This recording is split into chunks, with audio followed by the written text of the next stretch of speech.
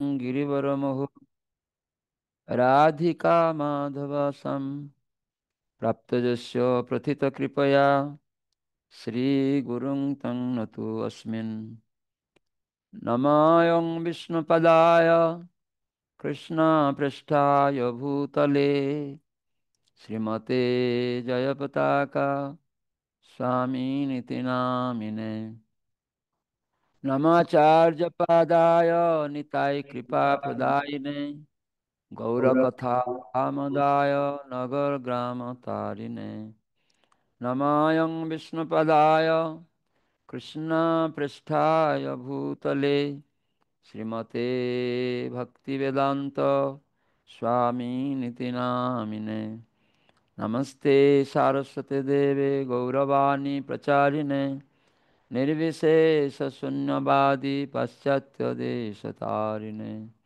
वाञ्छाकल्पतरुभ्यश्च कृपा सिन्धुभैव च पतितानां पावनेभ्यो वैष्णवेभ्यो नमो नमः। गुरवे गौरचन्द्राय राधिकायै तदालये कृष्णाय कृष्णभक्ताय तदभक्ताय नमो नमः। जय श्रीकृष्ण चैतन्य प्रभु नित्यानंद श्री अद्वैत गदाधर श्रीवासदि गौरभक्तवृंद। हरे कृष्णा कृष्ण कृष्ण हरे हरे, हरे राम राम राम हरे हरे। समस्त को अनुरोध करी हाथ उठेकी एक साथ तीन थर हरिनाम करने समस्त कहे हरे कृष्णा कृष्णा हरे हरे, हरे हरे राम राम राम हरे हरे, हरे कृष्णा कृष्ण कृष्ण हरे हरे, हरे राम राम राम हरे हरे। श्री नाम संकीर्तन की जय श्री प्रभुपाद की महाराज की जाति कृष्ण भावनामित संघ की सुर की जगन्नाथ बलदेव सुभद्रा महारानी की निताय गौरांग की राधा माधव सखी वृंद की हरे कृष्ण नाम हट की अवेत गौर भक्त वृंद की ताय गौर सीतानाथ प्रेमानंदे हरि हरि बोल। हरे कृष्ण। आज इस्कन स्वर द्वारा आयोजित जगन्नाथ लीला श्रवण रे आज विशेष दिन रे स्वयं एकादशी तिथि रे आज जो जगन्नाथ लीला श्रवण पाई भक्त माने उपस्थित रही। तो मु इस्कन प्रधान कार्यालय श्री मायापुर चंद्रोदय मंदिर एवं इस्कन सुर तरफ समस्त को असंख्य धन्यवाद ज्ञापन करुछि। तो जगन्नाथ लीला कहवा प्रारंभ रे मु मोर परमाराध्य गुरुदेव इस्कन प्रतिष्ठाता आचार्य कृष्ण कृपा श्रीमूर्ति श्री अभय चरणारविंद भक्तिवेदांत स्वामी प्रभुपादंकर अन्यतम कृपाधन्य इस्कन अन्यतम दीक्षा गुरु एवं इस्कन नाम हटर विश्व प्रचारक मंत्री ओं विष्णुपाद अष्टोत्तर शत श्री श्रीमद जयपताका स्वामी शिल गुरुदेव पाद पद्म दंडवत प्रणति निवेदन करुछि एवं तांकर हित की कृपा और आशीर्वाद प्रार्थना करुछि। एवं मोर परमाराध्य परम गुरुपाद पद्म इस्कन प्रतिष्ठाता आचार्य कृष्ण कृपा श्रीमूर्ति शिल अभय चरणारविंद भक्तिवेदांत स्वामी प्रभुपादंकर श्रीपाद पद्मे दंडवत प्रणति निवेदन करी तांकर हित की कृपा और आशीर्वाद प्रार्थना करुछि। एवं समस्त उपस्थित भक्तवृंद मातृमंडली पितृमंडली भाई और भौणी माने आपण मान पादरे प्रणाम निवेदन करी आपण मानकर अहितुकी आशीर्वाद ପ୍ରାର୍ଥନା କରୁଛି। ହରେ କୃଷ୍ଣ। ତ ଆଜି ବିଶେଷ ଦିନ ଶୟନ ଏକାଦଶୀ ତିଥି, ଆଷାଢ଼ ମାସର ଯେ ଶୁକ୍ଳ ପକ୍ଷ ଏ ଏକାଦଶୀ ତିଥି। ଆଜିଠୁ ଭଗବାନ ଶୟନ କରିବେ। 4 ମାସ ପରେ ପୁଣି ଉତ୍ଥାନ ଏକାଦଶୀ। ତ ଏଇ 4 ମାସ ଚାତୁର୍ମାସ ବ୍ରତ ଆରମ୍ଭ ହୁଏ। ତ ଇସ୍କନ ଭକ୍ତମାନେ ସାମନେ ଯେ ପୂର୍ଣ୍ଣିମା ଆସୁଛି, ଆଜି ଏକାଦଶୀ, ସାମନେ ଯେ ପୂର୍ଣ୍ଣିମା, ସେଦିନଠୁ 10 ତାରିଖ ଦିନଠୁ ଇସ୍କନ ଭକ୍ତମାନେ ପାଳନ କରନ୍ତି। ଭକ୍ତି ବିନୋଦ ଠାକୁର କହିଛନ୍ତି ଏକାଦଶୀ ଦିନଠୁ ବି କେହି ପାଳନ କରିପାରନ୍ତି। ତ ଆମର ଗୁରୁଦେବ ଶ୍ରୀ ଜୟପ୍ରତାପ ସ୍ୱାଇଁ ଗୁରୁ ମହାରାଜ କହିଛି, ସେ ନିଜେ ଏଇ ଏକାଦଶୀ ଦିନଠୁ ଚାତୁର୍ମାସ ବ୍ରତ ପାଳନ କରନ୍ତି। କିନ୍ତୁ ଇସ୍କନ ଭକ୍ତମାନେ ସମସ୍ତେ ପୂର୍ଣ୍ଣିମାଠୁ କରନ୍ତି। ତ ଆମର ପ୍ରଥମ ମାସରେ ଶାଗ ନିଷିଦ୍ଧ ରହିଛି। ଇସ୍କନ ପ୍ରଭୁପାଦ ପ୍ରତିଷ୍ଠାତା ସେ କହିଛନ୍ତି ଯେ ଏଇ ଚାତୁର୍ମାସ ସମୟରେ ପ୍ରଥମ ମାସରେ ଶାଗ ବନ୍ଦ ରହିବ। ସମସ୍ତେ ପୂର୍ଣ୍ଣିମାଠୁ ପାଳନ କରିବେ। ଆଉ ଯଦି କିଏ ଏକାଦଶୀଠୁ ବି ପାଳନ କରନ୍ତି, ସେ ବି ତା ପରଦିନଠୁ ଶାଗ ବନ୍ଦ କରିପାରିବେ, କିଛି ଅସୁବିଧା ନାହିଁ। କିନ୍ତୁ ପୂର୍ଣ୍ଣିମାଠୁ ବି କେହି କରିପାରନ୍ତି, କାଲି ବି କେହି କରିପାରନ୍ତି, କାଲିଠୁ। ତ ଏଇ ଶୟନ ଏକାଦଶୀ ଆମେ ସମସ୍ତେ ଜାଣିଛୁ, ବ୍ରହ୍ମାଜୀ ନାରଦ ମୁନିଙ୍କୁ ଏଇ କଥା କହିଥିଲେ।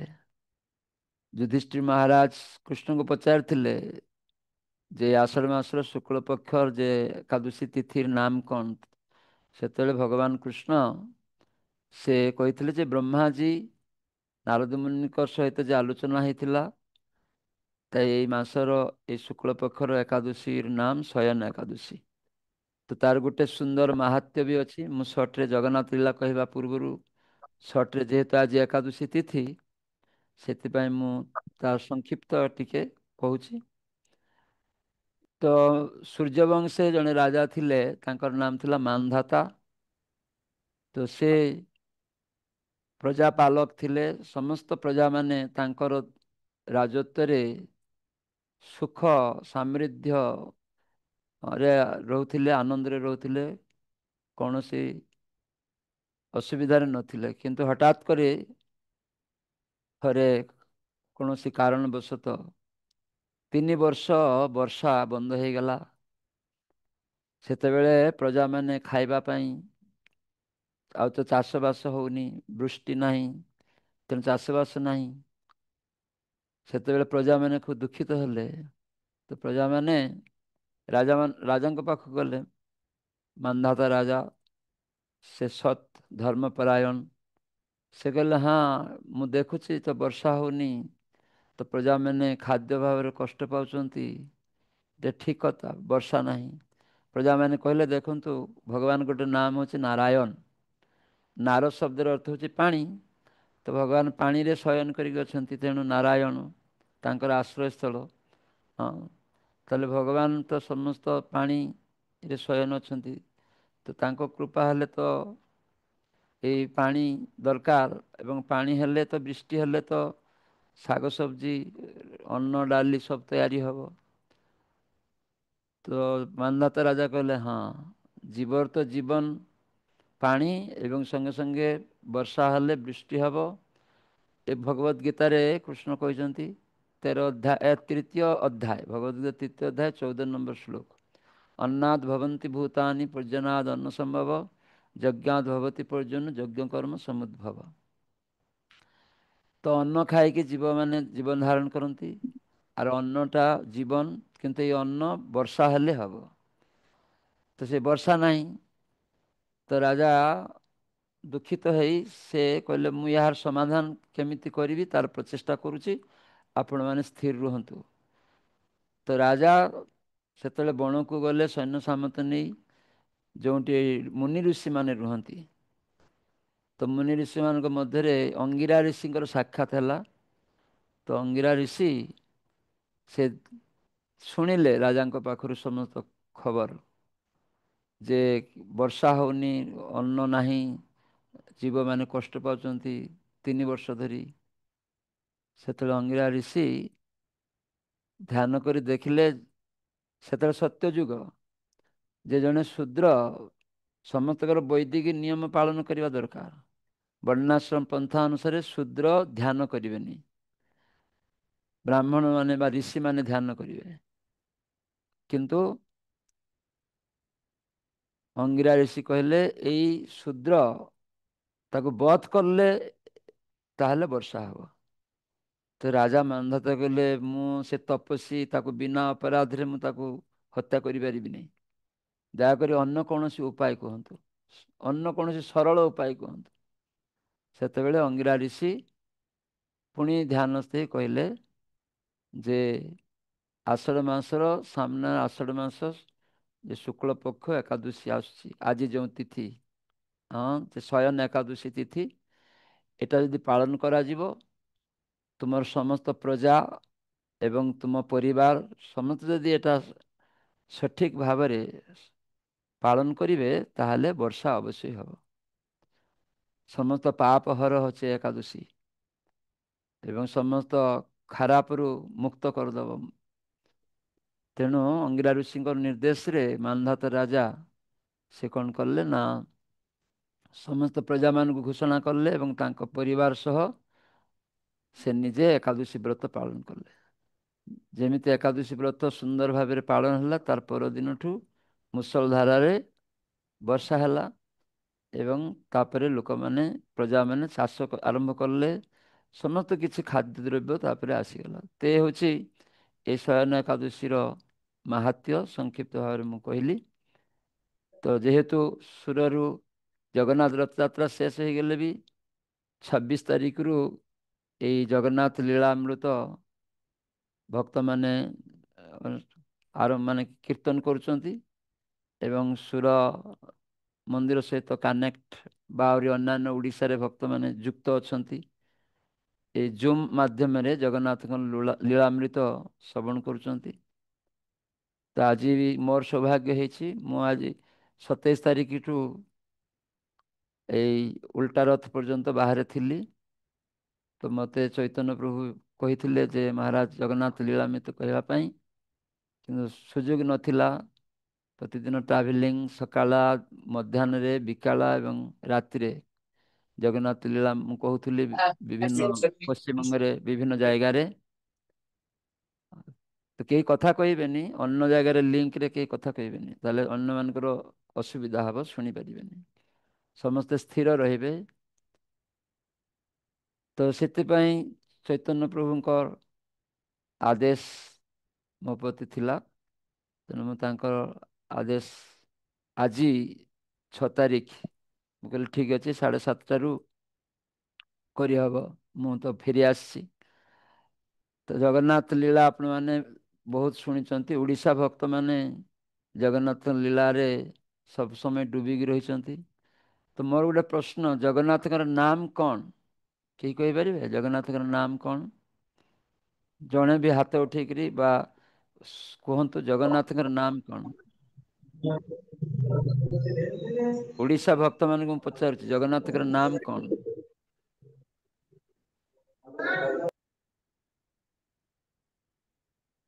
ଆଁ ଜଗନ୍ନାଥଙ୍କ ନାମ କଣ?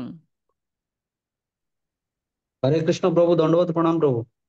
ଧନ୍ୟବାଦ, ପ୍ରଣାମ, କୁହନ୍ତୁ। ଜଗନ୍ନାଥଙ୍କର ନାମ ହଉଛନ୍ତି କୃଷ୍ଣ। ହରି ବଲ, ଧନ୍ୟବାଦ। ତ ଜଗନ୍ନାଥ ମାନେ ହଉଛି ସମସ୍ତ ଜଗତର ନାଥ ବା ସ୍ଵାମୀ। ତ ତାଙ୍କ ନାମ ହେଉଛି କୃଷ୍ଣ। କୃଷ୍ଣ ମାନେ ସର୍ବ ଆକର୍ଷକ। ତାଙ୍କ ଚରଣରେ ସେବା ଦେଇକି ଜୀବକୁ ଆନନ୍ଦ ପ୍ରଦାନ କରନ୍ତି। ଏଥିପାଇଁ କୃଷ୍ଣ ଶବ୍ଦ ଆସିଛି। କ୍ରିସ୍ ଯୁକ୍ତ ନ, କ୍ରିସ୍ ମାନେ ଆକର୍ଷକ, ସର୍ବ ଆକର୍ଷକ, ନ ମାନେ ଆନନ୍ଦ, ସେବା ଦେଇକି ଆନନ୍ଦ ଦେବେ। ଯେମାନେ ତାଙ୍କ ସେବାରେ ଯୁକ୍ତ ହେବେ, କୃଷ୍ଣ ସେବାରେ ସେମାନେ ଆନନ୍ଦ ପାଇବେ। ତ ଜଗନ୍ନାଥଙ୍କର ନାମ ହେଉଛି କୃଷ୍ଣ। ପ୍ରଭୁପାଦ ଇସ୍କନରେ ପ୍ରଥମ ଜଗନ୍ନାଥ ବିଗ୍ରହ ପ୍ରତିଷ୍ଠା କରିଛନ୍ତି। ଜଗନ୍ନାଥ ରଥଯାତ୍ରା ବି ପ୍ରଭୁପାଦ ସାରା ବିଶ୍ୱରେ ଆରମ୍ଭ କରିଛନ୍ତି। ଏବେ ସମଗ୍ର ବିଶ୍ୱରେ ଜଗନ୍ନାଥ ରଥଯାତ୍ରା ହେଉଛି, ଜଗନ୍ନାଥଙ୍କ ଲୀଳା ଶ୍ରବଣ କରୁଛନ୍ତି ଭକ୍ତମାନେ। ତ ଆମେ ସମସ୍ତେ ଜାଣିଛୁ ଜଗନ୍ନାଥ ହେଉଛନ୍ତି ପତିତ ପାବନ ଲୀଳାମୟ। ସେ ସିଂହାସନକୁ ତ୍ୟାଗ କରିକି ବଦ୍ଧଜୀବ ଆମମାନଙ୍କୁ ଦର୍ଶନ ଦେବା ପାଇଁ ବା ବଦ୍ଧଜୀବମାନଙ୍କୁ ସେ ଦେଖିବେ, ସେଥିପାଇଁ ତାଙ୍କ ଚକା ଆଖି, ଚାରି ଦିଗରେ ତାଙ୍କ ଆଖି ଅଛି। ଜଗନ୍ନାଥଙ୍କର ଚାରି ଦିଗରେ ଆଖି, ସେ ସବୁ ଦିଗରେ। ହଁ, ବଦ୍ଧଜୀବ ଆମେ ସମସ୍ତେ ଭଗବାନଙ୍କୁ ଦେଖିବା ପାଇଁ ଅଳସୁଆ। ଜଗନ୍ନାଥଙ୍କୁ ଦେଖିତେ ଆମେ ଯିବା ପାଇଁ ଚାହୁଁନା, ବା ଭଗବତ ଦର୍ଶନ ପାଇଁ ଆମର ଇଚ୍ଛା ହୁଏନି। କିନ୍ତୁ ଭଗବାନ, ସେ ହେଉଛନ୍ତି ପତିତ ପାବନ। ସେ ଦେଖିଲେ ଯେ ବଦ୍ଧଜୀବ ମୋତେ ଦର୍ଶନ କଲେ ତାଙ୍କର ଭକ୍ତି ହବ। କାହିଁକିନା ଭକ୍ତିର ଅଙ୍ଗ ଆମେ ସମସ୍ତେ ଜାଣିଛୁ ଯେ ନବବିଧା ରହିଛି। ତ ସବୁ ଇନ୍ଦ୍ରିୟ ଦେଇ ଆମେ ଯେତେବେଳେ ଯାଜନ କରିବା, ତାକୁ ଭକ୍ତି କୁହା ହୁଏ। ହୃଷିକେଶ ସେବନଂ ଭକ୍ତି ଉଚ୍ୟତେ। ହୃଷିକ ମାନେ ଇନ୍ଦ୍ରିୟ, ସବୁ ଇନ୍ଦ୍ରିୟ ଦେଇକରି ହୃଷିକେଶ ମାନେ ଇନ୍ଦ୍ରିୟର ପ୍ରଭୁ ଈଶ୍ୱର, ତାଙ୍କର ସେବା। ଆମର ପାଞ୍ଚଟା ଜ୍ଞାନେନ୍ଦ୍ରିୟ, ପାଞ୍ଚଟା କର୍ମେନ୍ଦ୍ରିୟ ଅଛି। ଆଉ ମନ ସହ ଏଇଭଳିଆ ଏକାଦଶ ଇନ୍ଦ୍ରିୟ ଦେଇକି ଆମେ ଯେତେବେଳେ ଜଗନ୍ନାଥଙ୍କର, କୃଷ୍ଣ ନିତାଇ ଗୌର ମାନେ ଭଗବାନଙ୍କର ବିଗ୍ରହରେ ସେବା ସମର୍ପଣ କରିବା, ତ ସେଟା ହେଉଛି ଭକ୍ତି। ତେଣୁ ଦୃଷ୍ଟି, ଆଖି ଦେଇକି ଆମେ ଦେଖୁ, ତ ସେ ଆଖି ଦେଇକି ଭଗବାନଙ୍କୁ ଦର୍ଶନ କରିବା। ହାତ ଦେଇ ଭଗବାନଙ୍କର ବିଭିନ୍ନ କର୍ମ ଆମେ କରୁଛେ, ଚାଷ କରୁଛେ, ରାନ୍ଧୁଛେ, ବ୍ୟବସାୟ କରୁଛେ, ଯାହା କିଛି ମୁହଁ ଦେଇକି ଆମେ କଥା କହୁଛେ, ପ୍ରସାଦ ଖାଉଛେ। କିନ୍ତୁ ସବୁ କିଛି ଯେତେବେଳେ କୃଷ୍ଣଙ୍କ ଉଦ୍ଦେଶ୍ୟରେ ହବ, ଇନ୍ଦ୍ରିୟର ସବୁ କର୍ମ ଯେତେବେଳେ କୃଷ୍ଣଙ୍କ ସେବାରେ ଲାଗିବ, ସେଟା ହେଇଯିବ ଭକ୍ତି। ଆଉ ଭଗବାନ ହେଉଛନ୍ତି ଭକ୍ତିବଶ ମାଧବ। ଭକ୍ତି ଦ୍ୱାରା ସେ ବଶୀଭୂତ ହୁଅନ୍ତି। ତେଣୁ ଭକ୍ତି ସହିତ ଯଦି କେହି ଭଗବାନଙ୍କୁ କିଛି ଅର୍ପଣ କରେ, ଭଗବାନ ସେଟା ଗ୍ରହଣ କରନ୍ତି। ଆମେ ଜାଣୁ ଯେ ପୁରୀ ନିକଟରୁ ଦୂରେ ଜଣେ 30 କିଲୋମିଟର ଦୂରରେ ପିପୁଲି ନାମକ ଗୋଟେ ଜାଗାରେ ଜଣେ ଜେଲେ, ଜେଲେ ମାନେ ସେ ଥିଲେ ମାଛ ଧରାଳି ଲୋକ। କେଉଟ ଲୋକ ଓଡିଆରେ କୁହା ହୁଏ, ମନେ ହଉଛି। ତ ସେଇ କେଉଟ ଲୋକ ବାଂଲାରେ ଜେଲେ କୁହା ହୁଏ, ଯେଉଁମାନେ ମାଛ ଧରନ୍ତି, ମାଛ ଧରିକି ବିକ୍ରି କରନ୍ତି। ତ ସେଇ ପରିବାରରେ, କେଉଟ ପରିବାରରେ ଜନ୍ମ ହୋଇଥିବା ଜଣେ ବ୍ୟକ୍ତି, ତାଙ୍କର ନାମ ରଘୁ ବେହେରା ନାମ ଥିଲା। ତ ସେ ଜଗନ୍ନାଥଙ୍କର ଭକ୍ତ ହେଲେ। କେମିତି ହେଲେ ନା, ରଘୁବେହେରା ଥରେ ସାଧୁସଙ୍ଗ କରିଥିଲେ, ପୁରୀକୁ ଆସିଥିଲେ, ଜଗନ୍ନାଥ ଦର୍ଶନ କରିଥିଲେ ଏବଂ ପୁରୀରେ ଆସିକିରି ଭକ୍ତ ସଙ୍ଗରେ ଜଗନ୍ନାଥଙ୍କର ଲୀଳା କଥା ଶୁଣିଥିଲେ। ତ ଭକ୍ତ ସଙ୍ଗରେ କିଛି ଦିନ ରହିକିରି ସେ ହରିନାମ କରିବା ପାଇଁ ଚେଷ୍ଟା କଲେ, ଜପମାଳ ନେଲେ ଭଗବାନଙ୍କର ନାମ, ଏବଂ ଭାଗବତ ଶୁଣିଲେ ସାଧୁ ସଙ୍ଗରେ। ଗୀତା ଭାଗବତ ଶୁଣିକି ତାଙ୍କର ମନଟା ମାନେ ପରିବର୍ତ୍ତନ ହେଇଗଲା। ସେ ସମ୍ପୂର୍ଣ୍ଣ ଭାବରେ ଘରକୁ ଯାଇକି ଭାବିଲେ, ମୁଁ ତ ମାଛ ଧରିବା ଲୋକ, ତ ହେଲେ ଏଇ ମାଛ ଜୀବ ହତ୍ୟା ହେଇଯାଉଛି, ଭାଗବତରୁ ମୁଁ ଶୁଣିଲି ଯେ ଚତୁର୍ବିଧା ଅଧର୍ମସ୍ୟ, ସେଠି ତ ଜୀବ ହତ୍ୟା, ତାହେଲେ ତ ପାପ ହବ। ତାହେଲେ ମୁଁ ସାଧୁ ସଙ୍ଗରେ ଏଇଟା ଶୁଣିକି ଆସିଲି, ତାହେଲେ ମୁଁ ତ ଅପରାଧୀ, ପାପୀ। ଆଉ ମୋର ବଂଶକୁ, ପରିବାରକୁ ପ୍ରତିପୋଷଣ କରୁଛି ଏଇ ମାଛ ହତ୍ୟା କରିକିରି, ବିକ୍ରି କରିକିରି ସେମାନଙ୍କୁ ଖୁଆଉଛି, ବିକ୍ରି କରୁଛି, ଟଙ୍କା ଆଣିକି ସେମାନଙ୍କୁ ପ୍ରତିପୋଷଣ କରୁଛି। ଏ ତାଙ୍କ ମନରେ ଖୁବ୍ ଦୁଃଖ ହେଲା। ସେ ଭାବିଲେ, ନା ମୁଁ ଆଉ ମାଛ ମାରିବିନି। ଯେତେବେଳେ ତାଙ୍କର ମା, ସ୍ତ୍ରୀ, ପୁଅ ସମସ୍ତେ ତାଙ୍କୁ ଖରାପ ଭାଷାରେ ଗାଳି ଦେଲେ ଯେ ତୁମର କର୍ତ୍ତବ୍ୟ ସ୍ତ୍ରୀ, ବାପା, ମା, ପୁଅଙ୍କୁ ପାଳନ କରିବା, ତ ତୁମେ ଏଇ ସବୁ ବ୍ୟବସାୟ ବନ୍ଦ କରିଦେଉଛ, ମାଛ ଧରିବାକୁ ଯାଉନ। କିନ୍ତୁ ସେ କାନ୍ଦିବାକୁ ଲାଗିଲେ ଯେ ମୁଁ କେମିତି ଏକୁ ମାରିବି। ତ ସ୍ତ୍ରୀ ମା ର କଥା ଶୁଣିକିରି ଜୋର କରିକିରି ଅନିଚ୍ଛା ସତ୍ତ୍ୱେ ବି ମାଛ ଧରିବାକୁ ଗଲେ। ଆଉ ମାଛ ଧରି ଗୋଟେ ସେଇଦିନ ଭଗବାନଙ୍କ ପାଖରେ ପ୍ରାର୍ଥନା କରୁଛନ୍ତି, ହେ ପ୍ରଭୁ, ମୋତେ ଏମିତିକା একটা ଦୁର୍ଭାଗ୍ୟଜନକ ପରିବାରରେ ଜନ୍ମ ଦେଲେ, ଯେଉଁଠି ମାଛ ଧରିକିରି ଜୀବନଯାପନ, ଜୀବ ହତ୍ୟା କରିବାକୁ ପଡୁଛି। ତ ମୁଁ ଏଇଟା କରିବାକୁ ଚାହେଁ ନା ପ୍ରଭୁ, ଅନିଚ୍ଛା ସତ୍ତ୍ୱେ ମୋତେ କରିବାକୁ ପଡୁଛି। ପୁତ୍ର କନ୍ୟା ମାର ପରି ବାପ ତାଙ୍କର ପ୍ରତିପୋଷଣ ପାଇଁ ମୋତେ ଏଟା ଅନିଚ୍ଛା ସତ୍ତ୍ୱେ କରିବାକୁ ପଡ଼ୁଛି। ହେ ପ୍ରଭୁ ମୋତେ କ୍ଷମା କରନ୍ତୁ। ଏରକମ କାନ୍ଦିବାକୁ ଲାଗୁଛନ୍ତି। ଆର୍ ଜାଲ ପକିଲେ ଜାଲରେ ସବୁଠୁ ଗୋଟେ ବଡ଼ ମାଛ ଆସିଛି। ଉଠିକି ନେଇକି ଆସିଲେ ଶୁଖିଲାକୁ। ତାପରେ ମାଛଟାକୁ ଦେଖିକିରି ତାଙ୍କର ମନେ ପଡ଼ିଲା ମତ୍ସ୍ୟ ଅବତାର ଭଗବାନଙ୍କର କଥା। କାହିଁକି ନା ସେ ଭାଗବତ ଶୁଣିଥିଲେ ସାଧୁ ସଙ୍ଗରେ। ଆଉ ସେଇ ସବୁ କଥା ମନରେ ଗାନ୍ଥିକି ରହିଛି। ଆମେ ସମସ୍ତେ ଭାଗବତ ଶୁଣୁଛେ, କିନ୍ତୁ ଭାଗବତରେ କୁହାଯାଇଛି ଶୃଣ୍ୱତ୍ୱା ଶ୍ରଦ୍ଧୟା ନିତ୍ୟମ୍ ଗୃଣନ୍ତ ସଶିଷ୍ଠିତମ୍ ନ କାଲେନ ନାଅତି ଦୀର୍ଘେନ ଭଗବାନ ବିଶତେ ହୃଦି। ଆମକୁ ଶୁଣିତେ ହେବ ଶ୍ରଦ୍ଧା ସହିତ, ବିଶ୍ୱାସ ସହିତ। ଭାଗବତରେ ଯେ ସବୁ କଥା ଅଛି ସେଟା ଭଗବାନଙ୍କର କୃପା ସେବାର କଥା ଅଛି। ଆଉ ସେଟା ଯଦି ଆମେ ଗ୍ରହଣ କରିନେବା ଗୃଣନ୍ତ୍ୱା ସଚେଷ୍ଟିତମ୍, ତାହେଲେ ନ କାଲେନ ନାଅତି ଦୀର୍ଘେନ ଭଗବାନ ବିଶତେ ହୃଦି। ଭାଗବତ ଦ୍ୱିତୀୟ ସ୍କନ୍ଧ ଅଷ୍ଟମ ଅଧ୍ୟାୟରେ 4ର୍ଥ ନମ୍ବର ଶ୍ଲୋକରେ ଏଇଟା କୁହାଯାଇଛି। ତ ଶ୍ରଦ୍ଧା ମାନେ ବିଶ୍ୱାସ, କୃଷ୍ଣ ଭକ୍ତି କରିଲେ ସବୁ କର୍ମ କୃତ ହେଇଯିବ। କୃଷ୍ଣ ଭକ୍ତ ମାନେ ସବୁ ଇନ୍ଦ୍ରିୟ ଦେଇକି କୃଷ୍ଣ ସେବା କଲେ। ତ ସେଟା ସେ ରଘୁ ବେହେରା ଭାଗବତର କଥା ତାଙ୍କର ସବୁ କିଛି ଗ୍ରହଣ କରିଛନ୍ତି ଶ୍ରଦ୍ଧା ସହିତ। ସାଧୁ ସଙ୍ଗ ମାନେ ସମ୍ୟକ ଅନୁଗମନ କରିବା। ସାଧୁଶାସ୍ତ୍ରର କଥାର ଅନୁଗମନ, ସେଟାକୁ ପ୍ରାକ୍ଟିକାଲି ବାସ୍ତବାୟିତ କରିବା ନିଜ ଜୀବନରେ। ତାହେଲେ ସାଧୁସଙ୍ଗର ମୂଲ୍ୟ ହେଲା। ନହେଲେ ଆମେ ତ ବହୁତ ସାଧୁସଙ୍ଗ କରୁଛେ, କିନ୍ତୁ ଗ୍ରହଣ ନ କଲେ କିଛି ସିଦ୍ଧି ହେବନି। ଲବମାତ୍ର ସାଧୁ ସଙ୍ଗେ ସର୍ବସିଦ୍ଧି হয়। ତ ଏଇ ରଘୁ ବେହେରା ସେ ଏଗୁଡ଼ିକ ଉପଲବ୍ଧି କରିଛି କାହିଁକି ନା ସେ ସାଧୁ ସଙ୍ଗରେ ଯାହା ଶୁଣିଥିଲା ସେଟା ତା ଗ୍ରହଣ କରିଛି ଜୀବନରେ। ସେଥିପାଇଁ ତାର ମନେ ଚାହୁଁନି ମାଛ ଧରିବା ପାଇଁ, କିନ୍ତୁ ଯାଉଛି।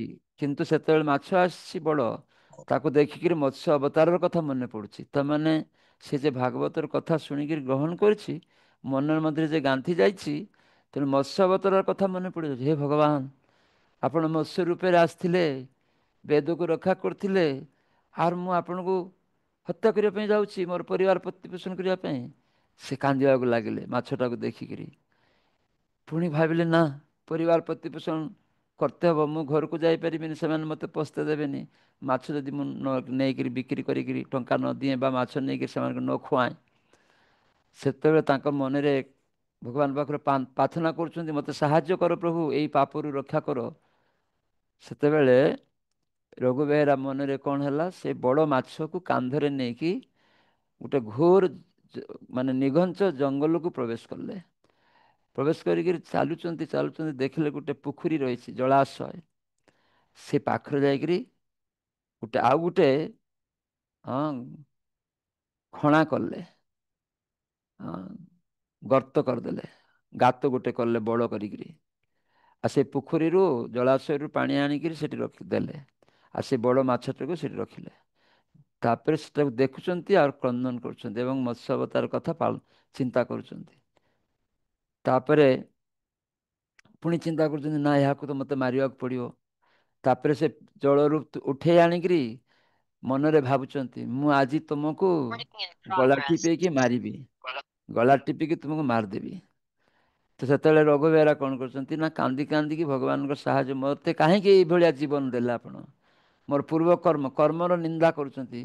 ମୁଁ ଏମିତି କଣ କର୍ମ କରିଥିଲି, ମୋତେ ଏଇଭଳିଆ ମାନେ କେଉଟ ଘରେ ମାଛ ଧରାଳି ଘରେ ଜନ୍ମ ହେବାକୁ ହେଲା। ମୋତେ ମାଛ ମାରିବାକୁ ପଡ଼ୁଛି, ଜୀବ ହତ୍ୟା ହେଉଛି, ଶାସ୍ତ୍ରରେ ଏଇଟା ପାପ। ଏରକମ କହିକିରି କାନ୍ଦିବାକୁ ଲାଗୁଛନ୍ତି।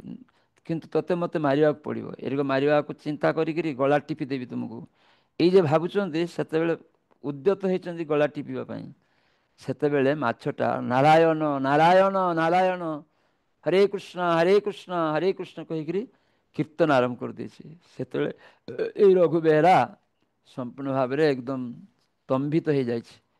ସେତେବେଳେ ସେ ଆହୁରି କାନ୍ଦିବାକୁ ଲାଗିଲା। ପୁଣି ସେ ମାଛଟାକୁ ନେଇକି ପୁଣି ପାଣିରେ, ସେ ଖଣା କରିଥିବା ପାଣିରେ, ଗାତ କରିଥିବା ପାଣିରେ ରଖିଦେଲା। ସେତେବେଳେ କାନ୍ଦିବାକୁ ଲାଗିଲା, ହେ ଭଗବାନ, ହେ ଜଗନ୍ନାଥ, ଦୟାକରି ମୋତେ ଦର୍ଶନ ଦିଅ, ମୋତେ ଏଇ ବିପଦରୁ ରକ୍ଷା କର। ହଁ, ଆଜି ମୁଁ ଆଉ ଅନାହାରରେ ରହିବି, ଘରକୁ ମୁଁ ଫେରିବିନି। ଏଇଠି ମୁଁ ମୃତ୍ୟୁବରଣ କରିବି, ତୁମେ ଯେତେ ପର୍ଯ୍ୟନ୍ତ ମୋତେ ଦେଖା ନଦେବ। ମୋର ସୁରାହା, ମୋର କେମିତି ପରିବାର ପ୍ରତିପୋଷଣ ହେବ, ଏ ଜୀବ ହତ୍ୟାରୁ ମୁଁ କେମିତି ମୁକ୍ତ ହେବି, ଏଇଭଳିଆ କାନ୍ଦିବାକୁ ଲାଗିଲେ, ଅନୁଶୋଚନା କରିବାକୁ ଲାଗିଲେ। ସେତେବେଳେ ବୃଦ୍ଧ ବ୍ରାହ୍ମଣ ବେଶରେ ଜଗନ୍ନାଥ ଆସିକି ଉପସ୍ଥିତ ହେଲେ। ତାପରେ ସେ ଆସିକିରି କହିଲେ ଯେ ତୁ ଏଠି କାହିଁକି ବସିଛୁ, କାହିଁକି ଏଠି କାନ୍ଦଣା କରୁଛୁ, ଯା ଯା ତୋ ଘରକୁ ଫେରିକି ଯା। ତାକୁ ପରୀକ୍ଷା କରିବାକୁ ଲାଗିଲେ, ତୁ ଏଠି କାନ୍ଦି କାନ୍ଦି କହୁଛୁ ଯେ ମାଛ ନାରାୟଣ କହିଲେ, ମୁଁ ଶୁଣିଲି ସବୁ। ଆରେ ମାଛ କଣ ନାରାୟଣ କହିପାରେ ନା କଣ, ମୂର୍ଖ, ଘରକୁ ଯା। ଘରେ ଯାଇକିରି ସବ ମାଛ ଦେଇକିରି ପୁଅ ଝିଅ ମାନଙ୍କୁ ପ୍ରତିପୋଷଣ କର, ଆଉ ମାଛ ଧରିକି ବିକ୍ରି କରି ଜୀବନ ନିର୍ବାହ କର, ଯା ଯା। ଏଇଭଳିଆ ବ୍ରାହ୍ମଣ ରୂପୀ ଭଗବାନ ଜଗନ୍ନାଥ ତାକୁ ପରୀକ୍ଷା କରୁଛନ୍ତି। ସେ କହିଲା ମୋତେ ଆପଣ ଅସୁବିଧାରେ ପକେଇବେନି, ମୋତେ ଡିଷ୍ଟର୍ବ କରିବେନି, ଆପଣ ଯାଆନ୍ତୁ ଏଠୁ, ମୁଁ ଧ୍ୟାନ କରିବି ଜଗନ୍ନାଥଙ୍କର। ମୋତେ ଏଇସବୁ କଥା କହିକିରି ମୋତେ ଭୁଲେଇ ଦେବେନି। ମୁଁ ଜଗନ୍ନାଥଙ୍କୁ ଧ୍ୟାନ କରିବି, ତୁମ କଥା ଶୁଣିକିରି ମୁଁ ମନ ସ୍ଥିର କରିପାରୁନି। ତୁମେ ଏଠୁ ଫେରିକି ଯାଅ, ବାହାରକୁ ଯାଅ, ତୁମର କାମ ତୁମେ କର, ଏଠିକି ଆସିକି ମୋତେ ଡିଷ୍ଟର୍ବ କରନା। ତାପରେ କହିଲେ ନା, ମୁଁ ଯେତେ ପର୍ଯ୍ୟନ୍ତ ଜଗନ୍ନାଥଙ୍କର ଦର୍ଶନ ନ ପାଇଛି ଭଗବାନଙ୍କର, ମୁଁ ଅନାହାରରେ ଏଇଠି ରହିବି ଏବଂ ଦେହତ୍ୟାଗ କରିବି। ସେତେବେଳେ ସେ ବୃଦ୍ଧ ରୂପୀ ବ୍ରାହ୍ମଣ ଦେଖିଲେ ଯେ ଅନଡ଼ ଅଛନ୍ତି, ମାନେ ଏକଦମ ପୁରା ଡିଟରମାଇଣ୍ଡ କରିକି ରହିଛନ୍ତି, ମୁଁ ଏଇଟାକୁ ନ ଦେଖିବା ପର୍ଯ୍ୟନ୍ତ ଭଗବାନଙ୍କୁ ମୁଁ ଘରକୁ ଯିବିନି।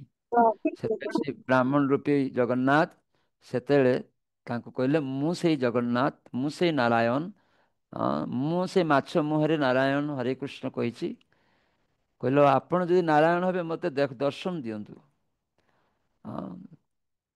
ସେ ନାରାୟଣ ରୂପୀ ବ୍ରାହ୍ମଣ ଜଗନ୍ନାଥ କହିଲେ ଯେ ତୁମେ କିଛି ବର ଚାହଁ, କହିଲେ ମୋର ବର କିଛି ନାହିଁ, ମୁଁ ଆପଣଙ୍କର ଦର୍ଶନ ଚାହେଁ। ଆପଣ ଯଦି ନାରାୟଣ ହେଇଥାନ୍ତି ତାହେଲେ ଆପଣଙ୍କର ନାରାୟଣ ରୂପ ଜଗନ୍ନାଥ ରୂପ ମୋତେ ଦର୍ଶନ ଦିଅନ୍ତୁ, ତାପରେ ମୁଁ ଯାହା କହିବାର କହିବି। ସେତେବେଳେ ସଙ୍ଗେ ସଙ୍ଗେ ସେଇ ବ୍ରାହ୍ମଣ ନାରାୟଣ ଚତୁର୍ଭୁଜ ନାରାୟଣ ରୂପରେ ଦର୍ଶନ ଦେଲେ, ପୁଣି ଜଗନ୍ନାଥ ରୂପରେ ଦର୍ଶନ ଦେଲେ। ଆର ଏଇ ରଘୁ ବେହେରା ଏକଦମ ତାଙ୍କ ଚରଣରେ ପଡ଼ି କାନ୍ଦିବାକୁ ଲାଗିଲେ, ତାଙ୍କର ଦୁଃଖର କଥା କହିଲେ ଯେ ପ୍ରଭୁ ମୋତେ ରକ୍ଷା କରନ୍ତୁ। ମୁଁ ଯେମିତି, ମୋର ପ୍ରାର୍ଥନା ମୋର ଇନ୍ଦ୍ରିୟ ସୁଖ ପାଇଁ ନୁହେଁ, ମୋର ପ୍ରାର୍ଥନା ମୁଁ ଯେମିତି ତୁମ ନିତ୍ୟ ସେବାରେ ନିଯୁକ୍ତ ରହିପାରେ, ଯେମିତି ମୁଁ ଏଇ ମତ୍ସ୍ୟ ଜୀବିକା ଯେଟା ରହିଛି ମୋର, ସେଠୁ ମୁଁ ଯେମିତି ମୁକ୍ତ ହେଇପାରେ, ଏଇଭଳିଆ ମୋତେ ଆପଣ ଆଶୀର୍ବାଦ କରନ୍ତୁ। ତ ସେତେବେଳେ ଜଗନ୍ନାଥ ରୂପୀ ସେଇ ନାରାୟଣ ଯେତେବେଳେ ତାଙ୍କୁ ଦର୍ଶନ ଦେଇଛନ୍ତି, ସେ କହିଲେ ଠିକ୍ ଅଛି, ତୁମର ଏଇ ସୌଭାଗ୍ୟ ପ୍ରାପ୍ତ ହେବ, ତୁମେ ମୋର ନୀଳାଚଳ ଧାମରେ ଅବଶ୍ୟ ରହିବ ତୁମ ପରିବାର ସହ, କିଛି ଅସୁବିଧା ନାହିଁ, ମୁଁ ରାଜାକୁ କହିବି ଯାଇକିରି। ତ ଏଇଭଳିଆ ଜଗନ୍ନାଥ ସେଠି ଅନ୍ତର୍ଧ୍ୟାନ ହେଇଗଲେ। ତେବେଳେ ରଘୁ ବେହେରା ଜଗନ୍ନାଥଙ୍କର କୃପା ପାଇଲେ। ତାହେଲେ ଦେଖନ୍ତୁ କେତେବେଳେ କେତେବେଳେ ଏଇଭଳିଆ ଆମର ଅସୁବିଧା ଆସିପାରେ। ଏଇ ଯେ ମତ୍ସ୍ୟଜୀବୀ ନିର୍ବାହ କରୁଥିବା ଲୋକ ସାଧୁ ସଙ୍ଗରେ ଗ୍ରହଣ କରିଥିବା ହେତୁ ସେ କେମିତି ଭଗବାନଙ୍କ ପ୍ରତି ତାଙ୍କର ଦୃଢ଼ ଯେ ମୁଁ ଏ ମତ୍ସ୍ୟ ମାଂସ ହତ୍ୟା କରିବାକୁ ଚାହେଁ ନା, ମାଛ ଖାଇବାକୁ ଚାହେଁ ନା, ଏଇଭଳିଆ ପରିବାର ପ୍ରତିପୋଷଣ କରିବାକୁ ଚାହେଁ ନା, ତେବେ ବି ଭଗବାନ ତାକୁ ପରୀକ୍ଷା କରୁଥିଲେ, ତେବେ ବି ସେ କାନ୍ଦଣା କରୁଥିଲେ। ଏଇ ଯେ ଦୃଢ଼ତା ଆସିଲା ତାଙ୍କ ମଧ୍ୟରେ, ସାଧୁସଙ୍ଗ ମାଧ୍ୟମରେ ଗ୍ରହଣ କରି ନେଇଛନ୍ତି, ତେଣୁ ତାଙ୍କୁ ଭଗବାନ ସାହାଯ୍ୟ କଲେ, ପ୍ରାର୍ଥନା କଲେ। ତେଣୁ ଆମକୁ ଭକ୍ତମାନଙ୍କୁ ଏଇଭଳିଆ ବହୁ ପରୀକ୍ଷା ଭଗବାନ କରିବେ। ଆମେ ଖାଲି ତିଳକ ମାଳା ପିନ୍ଧି ନେଲେ ସାଧୁ ହେଇଗଲୁଣି, ସାଧୁ ବେଶରେ ବା ଗୃହତ୍ୟାଗ କଲୁ, ସନ୍ନ୍ୟାସୀ ହେଇଗଲୁ, ବ୍ରହ୍ମଚାରୀ ହେଇଗଲୁ, ବା ଗୃହସ୍ଥ ରୂପରେ ଅନ୍ୟ ଲୋକମାନଙ୍କର ଯେ ସମସ୍ତ ସମାଜ ସେବା ଗୁଡ଼ିକ ତ୍ୟାଗ କରିକି ଆମେ ଭଗବତ ସେବାରେ ନିଯୁକ୍ତ ହେଇଗଲୁ, ଦୀକ୍ଷା ନେଲୁ ଇସ୍କନରୁ ଆସିକି। କିନ୍ତୁ କେତେବେଳେ କେତେବେଳେ ନାନା ବାଧା ବିପତ୍ତି ସମସ୍ୟା ବିଭିନ୍ନ ରକମ ଭଗବାନ ଦେବେ, ସତ ବାଧା ସତ ଗଞ୍ଜନା ସତ ଲାଞ୍ଛନା ବିପଦ ଦେବେ। ସେଇ ପରୀକ୍ଷାରୁ ଉତ୍ତୀର୍ଣ୍ଣ ହେବା ପାଇଁ ଆମକୁ ଚେଷ୍ଟା କରିବ। ନାନା ରୋଗ ଦେଇଦେବେ, ବା କାହାରି ସହିତ ଅମିଲ ଦେଇଦେବେ, ବାପା ମା ସହିତ ଝଗଡ଼ାଝାଟି କରିଦେବେ, ସ୍ତ୍ରୀ ସହିତ, ପୁଅ ସହିତ। ସେତେବେଳେ ଭଗବାନ ପରୀକ୍ଷା କରିବେ, କ'ଣ କରୁଛ ତୁମେ। ତ ସେଥିପାଇଁ ଭଗବାନଙ୍କୁ ଗ୍ରହଣ କଲେ ଆଉ ଛାଡ଼ିବା ଉଚିତ ନୁହେଁ। ବାଧା ଆସିବ, ଗଞ୍ଜନା ମାନେ କେହି ଆପଣଙ୍କ ନାଁରେ କିଛି ଅପବାଦ ଦେଇଦେବେ, ତେବେ ବି ଅସୁବିଧା ଆସିଲେ ବି କେତେବେଳେ ଆମେ ଭଗବାନଙ୍କର ସେବା ଛାଡ଼ିବୁନି। ତାହେଲେ ଭଗବାନଙ୍କର କୃପା ପ୍ରାର୍ଥନା କରିବୁ, ସେତେବେଳେ ଜଗନ୍ନାଥଙ୍କ କୃପା ପାଇବୁ। ଏଇ ରଘୁ ବେହେରାର ଅନେକ ସୁନ୍ଦର ସୁନ୍ଦର ଲୀଳା ଅଛି। ଏଇ ରଘୁ ବେହେରା ଦେଖନ୍ତୁ, ସେ ମତ୍ସ୍ୟଜୀବୀ, ତାପରେ ତ ସେ ଘରକୁ ଗଲା, ସେଠି ତା ସ୍ତ୍ରୀ ପୁତ୍ର ପୁଅ ମାଆକୁ ସବୁ କହିଲା ଏ କଥା। ସେତେବେଳେ ରଘୁବେହେରା ପ୍ରତିଦିନ ତା ଘରେ ସୁନ୍ଦର ଭାବରେ ଶାଗ ଅନ୍ନ ଏଗୁলো ସବୁ ଭୋଗ ଲଗାଉଥାଏ। ଫେରେ କ'ଣ ହେଇଛି, ମାନେ ସେ ଏମିତିକା ପ୍ରେମୀ ଭକ୍ତ, ଏମିତିକା ଜଗନ୍ନାଥଙ୍କ ପ୍ରତି ତାର ସମର୍ପଣ ହେଇଯାଇଛି, ସେ ଯାହା ଭୋଗ ଲଗାଏ ଜଗନ୍ନାଥକୁ ପ୍ରାର୍ଥନା କରେ, ସରଳ ପ୍ରାଣ ତ ଏମିତି ପ୍ରାର୍ଥନା କରେ ଜଗନ୍ନାଥ ପୁରୀରୁ ଚାଲି ଆସନ୍ତି। ଆଉ ସେ ଭୋଗ ନିବେଦନ ସମୟ ଦେଖେ ଜଗନ୍ନାଥ ଆସିକରି ବସୁଛନ୍ତି, ଆଚ୍ଛା ହାତରେ ଖୁଆଇ ଦିଏ। ଏମିତିକା ଏ ରଘୁ ବେହେରା, ହଁ ମତ୍ସ୍ୟଜୀବୀ ଲୋକ, ସେ ତାର ପ୍ରାର୍ଥନା ଏମିତି ଭଗବାନ ଶୁଣିଛନ୍ତି, ନିଷ୍ଠା ଦୃଢ଼ତା, ଏଇଟା ହିଁ ତାଙ୍କୁ ଜଗନ୍ନାଥ ଦର୍ଶନ ଦେଉଛନ୍ତି, ତା ହାତରୁ ଖାଉଛନ୍ତି। ବୁଝିପାରୁଛନ୍ତି? ଗୋଟେ ଦିନ ରାଜା, ସେ ଅନେକ ଜଗନ୍ନାଥକୁ ଭୋଗ ଲଗାଇବା ପାଇଁ ଜଗନ୍ନାଥଙ୍କ ସେବକକୁ ଦେଇଛନ୍ତି, ସବୁ ବ୍ୟବସ୍ଥା କରିଛନ୍ତି। ତ ପଣ୍ଡା ଯେ ପୂଜାରୀ ଜଗନ୍ନାଥଙ୍କ ସେବକ ପ୍ରତିଦିନ ଭୋଗ ଲଗାନ୍ତି, ତ ମଧ୍ୟାହ୍ନରେ ସେ ଭୋଗ ଲଗାନ୍ତି। ଆର୍ ଏଦିକେ ରଘୁ ବେହେରା ବି ଭୋଗ ଲଗାଉଛନ୍ତି। ଭଗବାନ ଜଗନ୍ନାଥ ସେଠିକି ଚାଲି ଯାଇଛନ୍ତି। ଆରେ ମଧ୍ୟାହ୍ନରେ ରାଜା ଯେ 56 ଭୋଗ ବ୍ୟବସ୍ଥା କରୁଛନ୍ତି, ତାଙ୍କ ଆତ୍ମୀୟ ସ୍ୱଜନ ଆସିଛନ୍ତି, ସେଦିନ ରାଜା ସବୁ ବ୍ୟବସ୍ଥା କରିଛନ୍ତି ପୂଜାରୀଙ୍କୁ କହିକିରି, ମାନେ ଜଗନ୍ନାଥ ସେବକଙ୍କୁ। ତ ଜଗନ୍ନାଥ ସେବକ ଯେତେବେଳେ ଭୋଗ ଲଗାଉଛନ୍ତି, ଯେ ତାଙ୍କ ଚଲୁ ହାତରେ ଅଞ୍ଜଳିରେ ଜଳ ଦିଅନ୍ତି, ଆଉ ସେଠି ଜଗନ୍ନାଥଙ୍କର ପ୍ରତିବିମ୍ବ ଆସିବ। ଭୋଗ ଲଗା ସମୟ ଦର୍ଶନ କରିବେ ଯେ ସେବକ, ଯେ ଜଗନ୍ନାଥ ଆସିଯାଇଛନ୍ତି, ତାହେଲେ ଜଗନ୍ନାଥ ସେଟା ଗ୍ରହଣ କରୁଛନ୍ତି ବୋଲିକିରି ବୁଝାଯିବ। କିନ୍ତୁ ସେଇଦିନ ତାଙ୍କ ଚଲୁରେ ହାତରେ ଯେ ପାଣି ଅଛି, ସେଠି ଆଉ ଜଗନ୍ନାଥଙ୍କର ପ୍ରତିବିମ୍ବ ଦେଖିବାକୁ ପାଉନାହାନ୍ତି। ତ ଏଇ କଥାଟା ରାଜାଙ୍କୁ ଖବର ଦେଲେ ଯେ ଆଜି ଜଗନ୍ନାଥ ଖାଇବାକୁ ଆସୁନାହାନ୍ତି। ଆପଣ ସବୁ ଭୋଗର ବ୍ୟବସ୍ଥା କରିଛନ୍ତି, ଜଗନ୍ନାଥ ଆଜି ଆସୁନାହାନ୍ତି ଏଇ ଚଲୁରେ, ମୋ ହାତର ଅଞ୍ଜଳିରେ ଯେ ପାଣିକୁ ସେ ଆସୁନାହାନ୍ତି, ମୁଁ ତାଙ୍କର ପ୍ରତିବିମ୍ବ ଦେଖିବାକୁ ପାଉନି। ତା ସେତେବେଳେ ରାଜା ବି ଖୁବ୍ କଷ୍ଟ ପାଇଲେ, ଅନ୍ୟମାନେ ବି ଖୁବ୍ ଦୁଃଖ ପାଇଲେ। ଅନ୍ୟାନ୍ୟ ପୂଜାରୀ ବା ସେବକମାନେ, ଯେ ଆଜି ଜଗନ୍ନାଥ ଖାଇବାକୁ ଆସୁନାହାନ୍ତି କାହିଁକି। ସେତେବେଳେ ରାଜା ଏ ଖବର ପାଇକରି ମନ୍ଦିରକୁ ଆସିକି ଏକଦମ ଜଗନ୍ନାଥ ସାମ୍ନାରେ କୁଶାସନରେ ବସିକିରି ଧ୍ୟାନସ୍ଥ ହେଲେ। ଧ୍ୟାନସ୍ଥ ହେବା ଦ୍ୱାରା ତାଙ୍କ ମଧ୍ୟରେ ଆସିକି ଜଗନ୍ନାଥ ଉପସ୍ଥିତ ହେଲେ। ଜଗନ୍ନାଥ କହିଲେ, ମୁଁ ଏବେ ସେଇ ରଘୁ ବେହେରା ପିପୁଲିରେ ସେ ମତ୍ସ୍ୟଜୀବୀ ଥିଲା, ମୋର ସେ ଭକ୍ତ, ସାଧୁସଙ୍ଗ ଦ୍ୱାରା ସେ ମୋତେ ଜାଣିପାରିଛି, ମୋର ସେବା କରୁଛି। ସେ ଏବେ ମତ୍ସ୍ୟ ମାଂସ ଭୋଜନ ତ୍ୟାଗ କରିଛି ମୋ କୃପାରେ। ସେ ଏବେ ମୋତେ ଶାଗ ଅନ୍ନ ଇତ୍ୟାଦି ନୈବେଦ୍ୟ ଖୁବ୍ ପ୍ରୀତିର ସହିତ ରାନ୍ଧିକିରି ମୋ ପ୍ରତି ତାର ସମର୍ପଣଟା ଖୁବ୍ ଶରଣାଗତ ଦୃଢ଼ତା ରହିଛି। ସେ ମୋ ଛଡ଼ା କିଛି ଜାଣେ ନା, ତ ମୋତେ ଆକୁଳ ପ୍ରାଣରେ ଡାକିଛି, ମୁଁ ପ୍ରତିଦିନ ଏଠିକି ଆସେ ଖାଇବା ପାଇଁ। ତ ଆଜି ତ ମୁଁ ଏଠିକି ଆସିଯାଇଛି, ମୁଁ ଏଠି ଅନ୍ନ ବ୍ୟଞ୍ଜନ ଗ୍ରହଣ କରୁଛି ତା ରନ୍ଧା ହାତରେ। ଆଉ ଏଠି ଯେତେବେଳେ ମୁଁ ଖାଇବା ସେ ଛାଡ଼ିଦେବ ମୋତେ, ମୋର ଖାଇବା ଶେଷ ହେଇଯିବ। ସେ ତ ଏବେ ମୋତେ ଖୁଆଉଛି, ତ ଆଉ ମୋତେ ଛାଡ଼ୁନି, ତ ମୁଁ କେମିତି ତୁମର ଏଠିକି ଆସିବି? ସେଥିପାଇଁ ମୁଁ ଆସିପାରୁନି। ତୁମ ମନ ମଧ୍ୟରେ ମୁଁ ସ୍ୱପ୍ନରେ ତୁମକୁ ଏଇଟା ଜଣାଉଛି। ହଁ, ସେତେବେଳେ ରାଜା ପରେ ଧ୍ୟାନ ଭାଙ୍ଗିଗଲା। ତ ରାଜା ସଙ୍ଗେ ସଙ୍ଗେ ଘୋଡ଼ା ନେଇକରି ଦୌଡ଼ିଲେ। ହଁ, କେଉଁଠିକି ନା ସେ ରଘୁ ବେହେରା ଯେଇଠି ରହିଛନ୍ତି ପିପୁଲି, ତ ସେଠିକି ଆସିଲେ ରାଜା। ତ ଦରଜା ଖୋଲିଛନ୍ତି, ଆଉ ରଘୁ ବେହେରା ଜଗନ୍ନାଥକୁ ଖୁଆଉଛନ୍ତି, କଥା କହୁଛନ୍ତି। ଜଗନ୍ନାଥ ଜଗନ୍ନାଥ ତାଙ୍କ ସହିତ ଆଲୋଚନା କରୁଛନ୍ତି, ଏଇଟା ମୋତେ ଦିଅ, ଏଇଟା ଭଲ ସୁସ୍ୱାଦୁ, ଆହୁରି ଦିଅ, ମୁଁ ପ୍ରତିଦିନ ଆସିବି। ଏଇ କଥା ବାହାରୁ ଏଇଭଳିଆ କାହା ସହିତ କଥା ହେଉଛି ଶୁଣିପାରିଲେ। ସଙ୍ଗେ ସଙ୍ଗେ ଜଗନ୍ନାଥ ଯେତେବେଳେ ଜାଣିଲେ ରାଜା ପହଞ୍ଚି ଯାଇଛନ୍ତି, ସଙ୍ଗେ ସଙ୍ଗେ ଅନ୍ତର୍ଧ୍ୟାନ ହେଇଗଲେ। ଅନ୍ତର୍ଧ୍ୟାନ ହେଇକି ଏଠିକି ଚାଲି ଆସନ୍ତି। ସେତେବେଳେ ଜଗନ୍ନାଥ ଆସିକି ପୁଣି ତାଙ୍କ ଚଲୁରେ ଦର୍ଶନ ଦେଲେ, ଆଉ ଏଠି ଆସିକି ଭୋଗ ଗ୍ରହଣ କଲେ। ତାପରେ ରାଜା ଏଠିକି ଆସିଗଲେ। ସେଇଭଳିଆ ଏଇ ରଘୁ ବେହେରା ତାଙ୍କର ଜୀବନ ଆମେ ଶୁଣିଲୁ। ଆଉ ଥରେ ଏଇ ରଘୁ ବେହେରା କ'ଣ କରୁଥିଲେ ନା, ସେ ଯେତେବେଳେ ଭକ୍ତ ହେଇଗଲେ, ତିଲକ ମାଳା ପିନ୍ଧିଲେ, ଧୋତି ପିନ୍ଧିଲେ ସାଧୁ ଭଳିଆ, ତ ଗାଁର କିଛି ଲୋକ ତାଙ୍କୁ ଭଣ୍ଡ କହିକିରି ଗାଳି ଦେବାକୁ ଲାଗିଲେ ଯେ ତୁ ଝିଅ ପୁତ୍ର କନ୍ୟା ବାପା ମାଆକୁ ନ ପୋଷିବା ପାଇଁ ଅଳସୁଆ ସାଧୁ ହେଇଯାଇଛୁ, ଆଉ ସାଧୁ ହେଇକି ଏଇଭଳିଆ ତୁ ବି ଭଣ୍ଡାମି କରୁଛ, ଜଗନ୍ନାଥ ଜଗନ୍ନାଥ କରୁଛ, ହରେ କୃଷ୍ଣ କରୁଛ। ତାଙ୍କୁ ସବୁ ରଘୁ ବେହେରାକୁ ଗାଳି ଦେଉଛନ୍ତି। ତ ରଘୁ ବେହେରା ସେ ଦିନ ତାଙ୍କୁ କିଏ ଖରାପ କହିଲା, ସେ ସେଟାରେ ତାଙ୍କର ମନୋନିବେଶ ନାହିଁ। ସବୁ ସମୟ ଜଗନ୍ନାଥଙ୍କ ସେବାରେ ତାଙ୍କର ମନୋନିବେଶ। ବାହାର ଲୋକ କ'ଣ କିଏ କହିଲା ସେଥିରେ ତାଙ୍କର ମନୋନିବେଶ ନାହିଁ। କିନ୍ତୁ ଅନ୍ୟ ଗାଁର ଲୋକମାନେ ସେମାନେ ତାଙ୍କୁ ସହ୍ୟ କରିପାରୁନାହାନ୍ତି। ଗାଳି ଦେବେ, ତାଙ୍କୁ ମାରିବେ। ତେବେ ବି ସେ ହେ ଜଗନ୍ନାଥ ତୁମର ଇଚ୍ଛା ଯେଟା, ମୋର ପୂର୍ବ କର୍ମ ଅନୁସାରେ ଆଜି ମୁଁ ମାଡ଼ ଖାଇଲି। ତ ଥରେ କିଛି ଯୁବକ ପିଲା ତାକୁ ଗାଳି ଦେଲେ, ତାକୁ ଅସମ୍ମାନ କଲେ, ତାପରେ ଭଣ୍ଡ କହିକିରି, ସେତେବେଳେ ରଘୁବେରା କହିଲେ ଦେଖ ଏଇଭଳିଆ ତୁମେ ସବୁ କୁହନା, ଜଗନ୍ନାଥ ଅଖୁସି ହେବେ। ହଁ, ମୁଁ ଜଗନ୍ନାଥଙ୍କର ସେବା କରୁଛି, ତୁମେ କାହିଁକି ଏଇଭଳିଆ ମୋ ପ୍ରତି ଅନ୍ୟାୟ ଆଚରଣ କରୁଛ? ତୁମେ ଅପରାଧ କର ନା, ଏଇଟା ନ କରିକି ଭଗବାନଙ୍କର ନାମ କର। କହିଲେ ଭଣ୍ଡ, ତୋ ମୁହଁରୁ ଆମେ ଭଗବାନ କଥା ଶୁଣିବୁ? ଏରକମ ତାକୁ ଗାଳି ଦେଉଥିଲେ।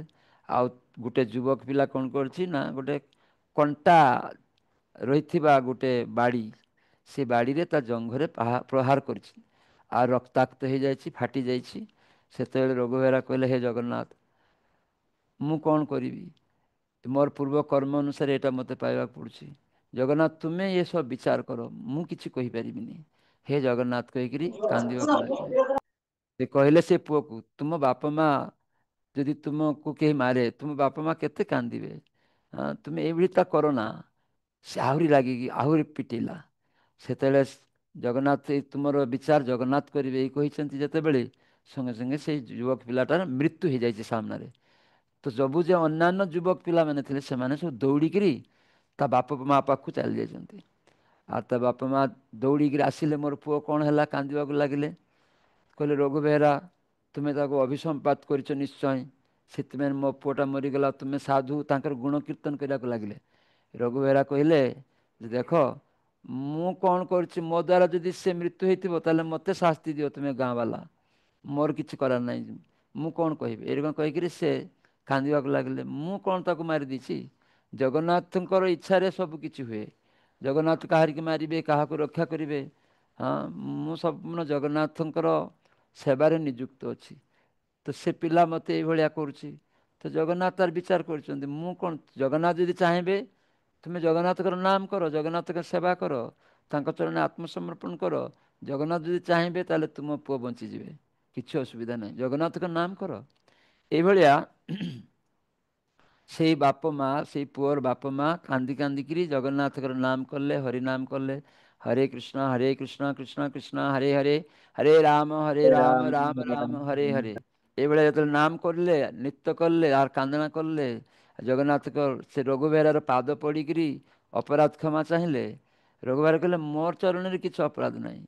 ହଁ, ତୁମେ ଜଗନ୍ନାଥଙ୍କୁ ପ୍ରାର୍ଥନା କର, ସେ ରକ୍ଷାକର୍ତ୍ତା। ସେ ତାଙ୍କ ଇଚ୍ଛାରେ ଜୀବର ଜନ୍ମ ମରଣ ହୁଏ।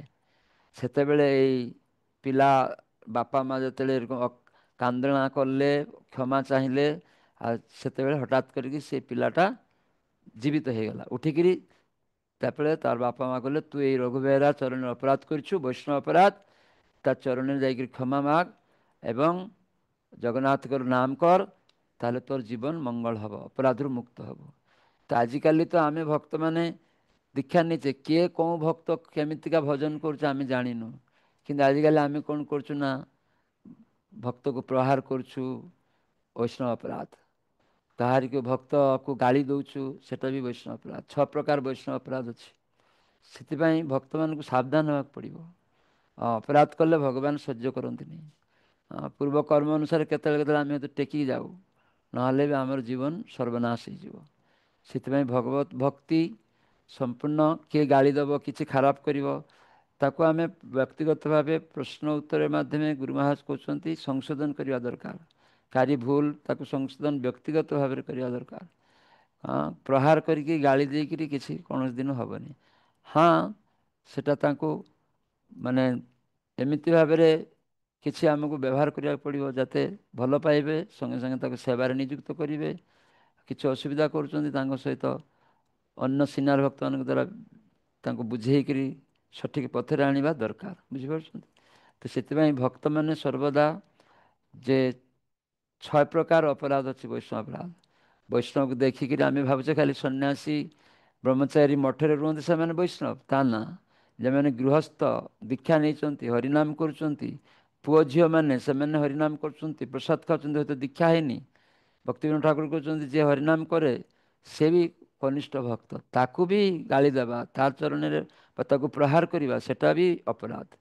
ତ ବୈଷ୍ଣବ ଅପରାଧ 6 ପ୍ରକାର ଅଛି। ତ ଆମେ ନାମ ଅପରାଧରେ ପ୍ରଥମ ଅପରାଧ, ଯେସବୁ ଭକ୍ତ ହରିନାମ କରୁଛନ୍ତି, ହରିନାମ ପ୍ରଚାର କରୁଛନ୍ତି, ତାଙ୍କ ଚରଣରେ ଅପରାଧ କରିବା, ଏଇଟା ମସ୍ତ ବଡ଼ ବୈଷ୍ଣବ ଅପରାଧ, ନାମ ଅପରାଧ। ତେଣୁ ଆଜି ଆମେ ହରିନାମ କରୁଛୁ, ବହୁତ ଦିନ ଦୀକ୍ଷା ନେଇଛୁ, କିନ୍ତୁ ଆମ ମଧ୍ୟରେ ଯେ ଖରାପ ମନୋଭାବ ଯାଉନି, ଇନ୍ଦ୍ରିୟ ସୁଖ ପ୍ରତି ଆସକ୍ତି ରହୁଛେ, ଆମେ ଅନ୍ୟର ଖରାପ କରୁଛେ, ତାମାନେ ଆମେ ଦିନ ହେଇପାରୁନୁ। ଆମର 10 ନାମ ଅପରାଧରୁ ଆମେ ସମ୍ପୂର୍ଣ୍ଣ ମୁକ୍ତ ହେଇପାରିବା। ପ୍ରଭୁପାଦ ଚୈତନ୍ୟ ଚରିତାମୃତରେ କହିଛନ୍ତି, ଯେଉଁମାନେ ତ୍ରିଣାଦପି ଶ୍ଲୋକଟାକୁ ଭଲ କରିକି ପାଳନ କରିବେ, ତାହେଲେ 10 ନାମ ଅପରାଧରୁ ସେ ମୁକ୍ତ ହେଇପାରିବ। ଅନ୍ୟକୁ ସମ୍ମାନ ଦେବା, ମାନ ଚାହିଁବେନି, ମୋତେ ସମ୍ମାନ କଲେନି ତେଣୁ ଆମେ ଦୁଃଖିତ ହେଇଯିବୁ, ତା ନା। ଅନ୍ୟକୁ ମାନ ଦେବା ଦରକାର, ମୋତେ କିଏ ଦେଲା ନଦେଲା ଦେଖା ଦରକାର ନାହିଁ। ତ ଏରକମ ଭାବରେ ଯେ ଆମେ ଯେ ତ୍ରିଣାଦପି ଶୁଣି ସହ୍ୟ ଗ୍ରହଣ ରାଖିବା ଦରକାର, ଧୈର୍ଯ୍ୟ ଗ୍ରହଣ କରିବା ଦରକାର। ତାହେଲେ ଭକ୍ତମାନେ ଆମେ ଯଦି ସମସ୍ତେ ଏଇଭଳିଆ ହେଇଯିବୁ, ତାହେଲେ କିଏ ଆଉ ଆମକୁ ବକିବା ପାଇଁ ଚେଷ୍ଟା କରିବ? କିଏ ଆମକୁ, ଆମେ ଯଦି ସେବାରେ ନିଯୁକ୍ତ ରହିବୁ ସବୁ ସମୟ, ତାହେଲେ ଆଉ କ'ଣ?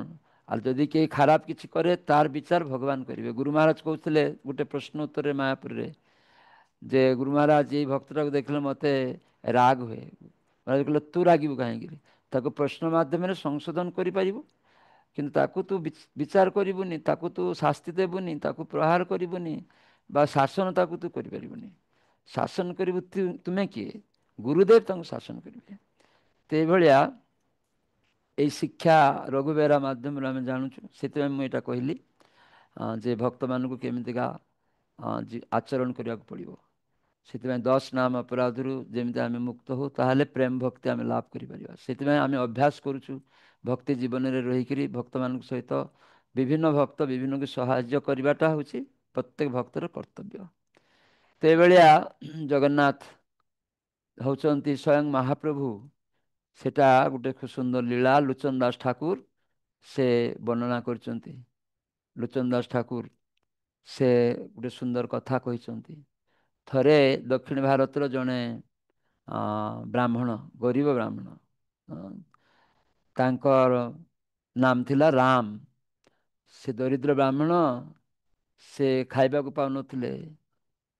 ସେ ଜାଣିଲେ ଯେ ଜଗନ୍ନାଥ, ପୁରୀରେ ଜଗନ୍ନାଥ ଦେବ ରହିଛନ୍ତି, ସେ ସମସ୍ତ ମନୋବାଞ୍ଛା ପୂର୍ଣ୍ଣ କରନ୍ତି। ଆର୍ ଘର ତ୍ୟାଗ କରିକି ଦକ୍ଷିଣ ଭାରତରୁ ସେ କ'ଣ କଲେ ନା ପୁରୀ ଦିଗକୁ ଚାଲି ଆସିଲେ। 500 ବର୍ଷର ପୂର୍ବର କଥା। ମହାପ୍ରଭୁ ଚୈତନ୍ୟ ଦେବ ଯେତେବେଳେ ରହୁଥିଲେ ଗମ୍ଭୀରା, ପୁରୀରେ ରହୁଥିଲେ, ଗମ୍ଭୀରାରେ ରହୁଥିଲେ। ଆଉ ପ୍ରତିଦିନ ଟୁଟା ଗୋପୀନାଥ ପାଖରେ ଯେ ଗଦାଧର ପଣ୍ଡିତଙ୍କର ସେବିତ ବିଗ୍ରହ ରହିଛି, ଟୁଟା ଗୋପୀନାଥ, ତ ସେଠି ମହାପ୍ରଭୁ ଗଦାଧର ପଣ୍ଡିତଙ୍କ ସହିତ କଥା କହିବେନି। ହରେ କୃଷ୍ଣ, କଥା କିଏ କହୁଛି?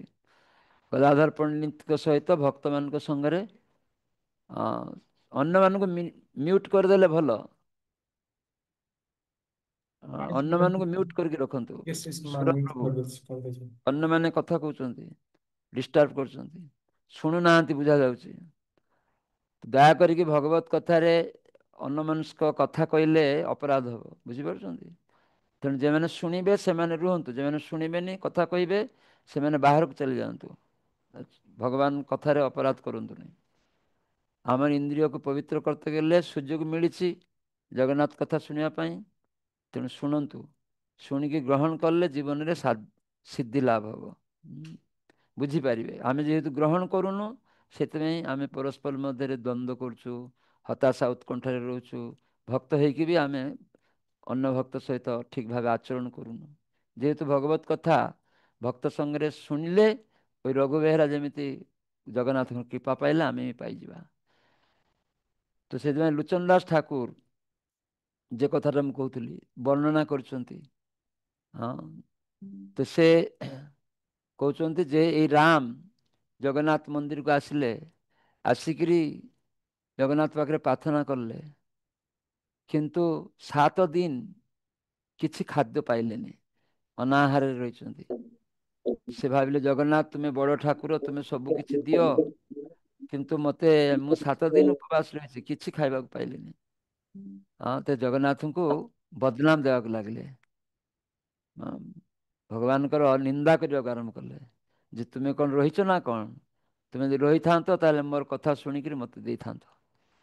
ହଁ, ତ ସେ ବ୍ରାହ୍ମଣ ଦୋଷାରୋପ କଲେ ଜଗନ୍ନାଥକୁ। ଅନେକ ଆମେ ବର୍ତ୍ତମାନ ଯେମିତି କନିଷ୍ଠ ହେଇନୁ ଭକ୍ତ, ଯେ ହୁଏତ କେବଳ ଦୀକ୍ଷା ନେଇକି ରହିଛେ, ଆମେ କିଛି ଘରେ କିଛି ଅଘଟଣ ହେଇଗଲେ ଭଗବାନଙ୍କର ଦୋଷ ଦେଇଦେଉ। ପୁଅ ମରିଗଲା, ଟଙ୍କା ଚୋରି ହେଇଗଲା, ଆକ୍ସିଡେଣ୍ଟ ହେଇଗଲା, ବାପ ଆକ୍ସିଡେଣ୍ଟ ହେଲା, ହଁ ଆମେ ଦୀକ୍ଷା ନେଇଛୁ, ବାପର ଆକ୍ସିଡେଣ୍ଟ ହେଇଗଲା ଦେଇକି ଭଜନ ଛାଡ଼ି ଦିଅନ୍ତି, ହରିନାମ କରିବା, ଭଗବାନଙ୍କର ଦୋଷାରୋପ କରିଦିଅନ୍ତି। ଏଇ ବ୍ରାହ୍ମଣ ସେଇଭଳିଆ ଦୋଷାରୋପ କଲେ ଜଗନ୍ନାଥଙ୍କର, ଯେ ମୁଁ ଅନାହାରରେ ରହିଛି, ତୁମେ ଜଗନ୍ନାଥ, ତୁମେ ଭଗବାନ, ତୁମେ ସବୁ କିଛିର ମାଲିକ, ତୁମେ ଜାଣିକି ବି ମୋତେ ଖାଇବାକୁ ଦଉନ। ଆମେ ଯେ ସମସ୍ତେ ପୂର୍ବ କର୍ମ ଅନୁସାରେ ଶାସ୍ତି ପାଉଛୁ ସେଟା ଦେଖୁନୁ, ଭଗବାନ ତାର କିଛି ପ୍ରତିକାର କ'ଣ କରିବେ? ଆମର ପୂର୍ବକର୍ମ ଆମକୁ ଭୋଗିବାକୁ ପଡ଼ିବ।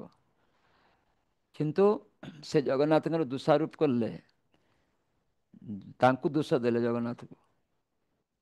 ତାପରେ ଭାବିଲେ ନା, ଜଗନ୍ନାଥ ଯଦି କିଛି ନଦେଲେ ଖାଇବାକୁ, ମୁଁ ଏତେ କଷ୍ଟ ପାଉଛି, ଗରିବ, ସେ ତ ମୋର ପରିବାର ପ୍ରତିପୋଷଣ ପାଇଁ କିଛି ଦେଲେନି, ମୁଁ ଭାବିକି ଆସିଥିଲି ଜଗନ୍ନାଥ ଦେବେ ମୋତେ, ଆଉ ପରିବାର ପ୍ରତିପୋଷଣ କରିବି, ଆଉ ଘରକୁ ଯାଇକି କ'ଣ ହେବ? ଯାଇ ସମୁଦ୍ରରେ ମୁଁ ନିଜକୁ ପ୍ରାଣ ତ୍ୟାଗ କରିଦେବି। ତ ସେ ସଙ୍ଗେ ସଙ୍ଗେ ଜଗନ୍ନାଥ ଠାକୁର, ଜଗନ୍ନାଥ ବିଗ୍ରହଙ୍କ ସାମ୍ନାରୁ ତାଙ୍କର ଦୋଷାରୋପ କରିକିରି ଚାଲିଲେ କ'ଣ ନା ସମୁଦ୍ର କୂଳକୁ। ତ ସମୁଦ୍ର କୂଳରେ ଆଣ୍ଠୁଏ ପାଣିରେ ଛିଡ଼ା ହେଇକିରି କହିଲେ, ହେ ସମୁଦ୍ର ଦେବ, ମୁଁ ତୁମ ସହିତ ମୁଁ ଆଜି ନିଜକୁ ଗ୍ରହଣ କରିବି ନା ଦେହତ୍ୟାଗ କରିବି, ଡୁବିକିରି ତୁମ ଜଳରେ ମୁଁ ଦେହତ୍ୟାଗ କରିବି। ଏଇଭଳିଆ ସେ ନିଜକୁ ଉତ୍ସର୍ଗ କରିଦେବେ ସମୁଦ୍ରରେ, କାନ୍ଦି କାନ୍ଦିକି। ଜଗନ୍ନାଥ ସେ କିଛି ମୋର ରକ୍ଷା କଲେନି, ମୋତେ କିଛି ଖାଦ୍ୟ ବି ଦେଲେନି, ମୁଁ ପରିବାର ପ୍ରତିପୋଷଣ କରିପାରୁନି, ମୁଁ ଅନାହାରରେ ମରୁଛି, ଏରকম କହିକିରି କହିଲେ, ମୁଁ ହେ ସମୁଦ୍ର ଦେବତା, ମୋତେ ନିଅ, ମୁଁ ଦେହତ୍ୟାଗ କରିବି, ପ୍ରାଣ ତ୍ୟାଗ କରିଦେବି। ହଠାତ୍ କରିକି ଦେଖୁଛନ୍ତି ସମୁଦ୍ରରୁ ଗୋଟେ ବିରାଟ ମାନେ ବିଶାଳ କାୟ, ବୃହତ୍ କାୟ ମାନେ ଶରୀର, ଜଣେ ଗୋଟେ ଲୋକ ସମୁଦ୍ର ମଝିରୁ ଉଠିଲା। ସେତେବେଳେ ଭାବିଲେ ନିଶ୍ଚୟ ଜଗନ୍ନାଥ ମୋର କଥା ଶୁଣିଛନ୍ତି, ତେଣୁ ଜଗନ୍ନାଥ ନିଶ୍ଚୟ ଆସୁଛନ୍ତି। ଏଇ ଭାବିକିରି ସେ ଛିଡ଼ା ହେଇଛି, ଆଉ ଦେଖିଲା ସେଇ ଲୋକଟା ବିରାଟ ଏକଦମ ଶରୀର, ଦେହଟା ତାର କାୟାଟା, ସେ ଚାଲି ଚାଲିକି ସମୁଦ୍ର ପାଣିରେ ଚାଲି ଚାଲିକି ଆସୁଛନ୍ତି। ଆଉ ଆସୁ ଆସୁ ତାଙ୍କ ପାଖକୁ ଆସିଲେ, ଆସିକିରି ପୁଣି ତାଙ୍କ ସହିତ କିଛି କଥା ନ ହେଇକିରି ଚାଲିବାକୁ ଆରମ୍ଭ କଲେ। ଆର୍ ଏଇ ବ୍ରାହ୍ମଣ ଭାବିଲେ ଯେ ଏଇ ଜଗନ୍ନାଥ, ଯେ ତୁମେ ନିଶ୍ଚୟ ଭଗବାନ ଜଗନ୍ନାଥ, ଏରকম କହି କହିକି ତା ପଛରେ ପୁଣି ଚାଲିବାକୁ ଲାଗିଲେ। ମୋତେ କିଛି କହୁନ କାହିଁକି? ତୁମେ ଆସିଲ, ମୋ ସହିତ କିଛି କଥାବାର୍ତ୍ତା କଲଣି? ତ ସେଇ ଦୀର୍ଘକାୟ ବ୍ୟକ୍ତି ବ୍ରାହ୍ମଣ ବେଶ ଧାରଣ କରିକି ଛୋଟ ହେଇଗଲେ, ଛୋଟ ହେଇକି ଶୁଖିଲାରେ ଚାଲି ଚାଲିକିରି ଚାଲିଛନ୍ତି। ସେ କହିଲେ, ମୁଁ ଜଗନ୍ନାଥ ଦର୍ଶନ ପାଇଁ ଯାଉଛି। ଏ ଯେତେବେଳେ ପଚାରିଲେ, ତୁମେ କିଏ, ତୁମେ କେଉଁଠିକି ଯାଉଛ? ସମୁଦ୍ରରୁ ଆସିଲ ବାହାରିକିରି। କହିଲେ, ମୁଁ ଜଗନ୍ନାଥ ଦର୍ଶନ ପାଇଁ ଯାଉଛି। ଓ, ତୁମେ ଜଗନ୍ନାଥ ଦର୍ଶନ ପାଇଁ ଯାଉଛ? ଜଗନ୍ନାଥ ଅଛନ୍ତି ନା କ'ଣ? ମୁଁ ଦରିଦ୍ର, ସେ ମୋର କୌଣସି ସୁରାହ କଲେନି, ଏବଂ କହିକିରି ତାର ନିଜର ଦୁଃଖର କଥା ସେ ଦୀର୍ଘକାୟ ଲୋକଟାକୁ କହୁଛନ୍ତି, ଆର ତାଙ୍କ ପଛରେ ଚାଲିଛନ୍ତି। ତ ଏଇ ବ୍ୟକ୍ତି ଚାଲି ଚାଲି ଚାଲି ଚାଲିକିରି ଗଲେ,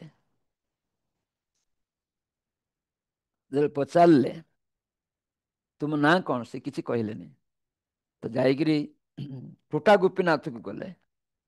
ଟୋଟା ଗୋପୀନାଥରେ ସେତେବେଳେ ଟିକେ ଦୂରରେ ଛିଡ଼ା ହେଇଛନ୍ତି, ଆର୍ ମହାପ୍ରଭୁ ଚୈତନ୍ୟ ଦେବ ତାଙ୍କର ସବୁ ପାର୍ଷଦ ମାନଙ୍କୁ ନେଇକି ଭାଗବତ କଥା ଆଲୋଚନା କରୁଛନ୍ତି। ଆଉ ସେତେବେଳେ ମହାପ୍ରଭୁ ତ ଅନ୍ତର୍ଯାମୀ, ସ୍ୱୟଂ ଭଗବାନ, ସ୍ୱୟଂ ଜଗନ୍ନାଥ, ସେ ସେତେବେଳେ ଗୋବିନ୍ଦକୁ କହିଲେ, ଗୋବିନ୍ଦ ଦେଖ ତ, ଟିକେ ଦୂରେ ଟୋଟା ଗୋପୀନାଥଙ୍କ ପାଖରେ ଦୁଇ ଜଣ ବ୍ରାହ୍ମଣ ଛିଡ଼ା ହେଇଛନ୍ତି, ତୁମେ ଦେଖ ଯାଇକିରି। ତ ଗୋବିନ୍ଦ ଯାଇକି ଦେଖିଲେ ଦୁଇ ଜଣ ବ୍ରାହ୍ମଣ ଛିଡ଼ା ହେଇଛନ୍ତି। ତ ମହାପ୍ରଭୁ କହିଲେ, ତାଙ୍କୁ ନେଇ ଆସ। ତାଙ୍କୁ ଧରିକି ନେଇଗଲେ। ତ ଯିଏ ସମୁଦ୍ରରୁ ଆସିଥିଲେ, ଯିଏ ବ୍ରାହ୍ମଣ, ସେ ମହାପ୍ରଭୁ ତାଙ୍କୁ ପାଖକୁ ଡାକିଲେ, ଯାଇକିରି ଜଣେ ଭକ୍ତ ପାଖରେ, ମହାପ୍ରଭୁଙ୍କ ପାଖରେ ଯାଇକିରି ବସିଗଲେ। ଆଉ ଏଇ ଯେ ବ୍ରାହ୍ମଣ, ଯେ ରାମ, ଯାର ନାମ, କ୍ଷୁଧାର୍ଥ ଗରିବ ଲୋକ, ସେ ଆଉ ଭିତରକୁ ପ୍ରବେଶ କଲେନି, ଦୂରରୁ ଛିଡ଼ା ହେଇକି ଦେଖୁଛନ୍ତି କ'ଣ କଥାବାର୍ତ୍ତା ହେଉଛି। ତ ଚୈତନ୍ୟ ମହାପ୍ରଭୁ ସେଇ ଯେ ସମୁଦ୍ରରୁ ଆସିଥିବା ବ୍ରାହ୍ମଣ, ତାକୁ କହିଲେ ଦେଖିକିରି ଆନନ୍ଦରେ ହସିକିରି ଉତ୍ଫୁଲ୍ଲ ହେଇକିରି କହିଲେ ବହୁଦିନ ପରେ ତୁମ ସହିତ ମୋର ପୁଣି ସାକ୍ଷାତ ହେଲା। ଏଇଭଳିଆ କହିଲେ ତାଙ୍କ ସହିତ ତ ଆଲୋଚନା ହେଲା। ତାପରେ ମହାପ୍ରଭୁ କହିଲେ ସଙ୍ଗେ ସଙ୍ଗେ କହୁଛନ୍ତି ଏଇ ଯେ ଦରିଦ୍ର ବ୍ରାହ୍ମଣ ଛିଡ଼ା ହେଇଛି ସେ ଜଗନ୍ନାଥଙ୍କୁ ଦୋଷାରୋପ କରୁଛି। ନିଜର କର୍ମଚକ୍ରରେ ନିଜେ ଦୁଃଖ ପାଉଛି, କଷ୍ଟ ପାଉଛି, ଖାଇବାକୁ ପାଉନି। ଅନ୍ୟ ଲୋକ ଖାଇବାକୁ ପାଉଛନ୍ତି ତା କର୍ମ ଅନୁସାରେ, ଆରେ ଇଏ ଖାଇବା ପାଉନି ତା କର୍ମ ଅନୁସାରେ। ସେ ନିଜେ ନ ବୁଝିକିରି ଜଗନ୍ନାଥଙ୍କୁ ଦୋଷାରୋପ କରୁଛି। ମହାପ୍ରଭୁ ଏଇଭଳିଆ ଜୁରେ ଜୁରେ ତାକୁ ଶୁଣେଇ ଶୁଣିକିରି ଏଇ ସମୁଦ୍ରରୁ ଆସିଥିବା ବ୍ରାହ୍ମଣକୁ କହୁଛନ୍ତି, ଦେଖ ବ୍ରାହ୍ମଣ, ତୁମେ ଏଇ ଦରିଦ୍ର ବ୍ରାହ୍ମଣର ସମସ୍ତ ଦାୟିତ୍ୱ ନିଅ। ଜଗନ୍ନାଥଙ୍କ କୃପାରେ ତାଙ୍କୁ ସବୁ କିଛି ଦିଅ, ଯାହା ତାଙ୍କର ଦରକାର ସବୁ ତାଙ୍କୁ ଦେଇଦିଅ। ଏଇଭଳିଆ ମହାପ୍ରଭୁ ସେଇ ସମୁଦ୍ରରୁ ଆସିଥିବା ବ୍ରାହ୍ମଣଙ୍କୁ କହିଲେ। ତখন ସେତେବେଳେ ମହାପ୍ରଭୁ ଆହୁରି ଅନେକ ଜିନିଷ ଆଲୋଚନା ହେଲା, ଅନେକ କଥାବାର୍ତ୍ତା ହେଲା। ତାପରେ ମହାପ୍ରଭୁ ଦୁଇ ଜଣ ସେଇ ବ୍ରାହ୍ମଣ ସହିତ ହାତ ମର୍ଜନ କଲେ, ହାତରେ ହାତ ଧରିଲେ, ତାପରେ ଆଲିଙ୍ଗନ କଲେ ମହାପ୍ରଭୁ ଏବଂ କାନ୍ଦିବାକୁ ଲାଗିଲେ ମହାପ୍ରଭୁ। ସେ ବ୍ରାହ୍ମଣ ବି କାନ୍ଦିବାକୁ ଲାଗିଲେ। ବହୁତ ଦିନ ପରେ ଦେଖା ହେଇଛି, ଏଇଭଳିଆ କ୍ରନ୍ଦନ କଲେ। ତେଣୁ ମହାପ୍ରଭୁ ସେତେବେଳେ ତାକୁ କହିଲେ ଯେ ତୁମେ, ହଠାତ୍ କରି ମହାପ୍ରଭୁ କହି ପକେଇଲେ ଯେ ବିଭୀଷଣ ତୁମେ ପୁଣି ଆଉ ବେଳେ ଆସିବ, ଏଇଭଳିଆ କହି ପକେଇଛନ୍ତି।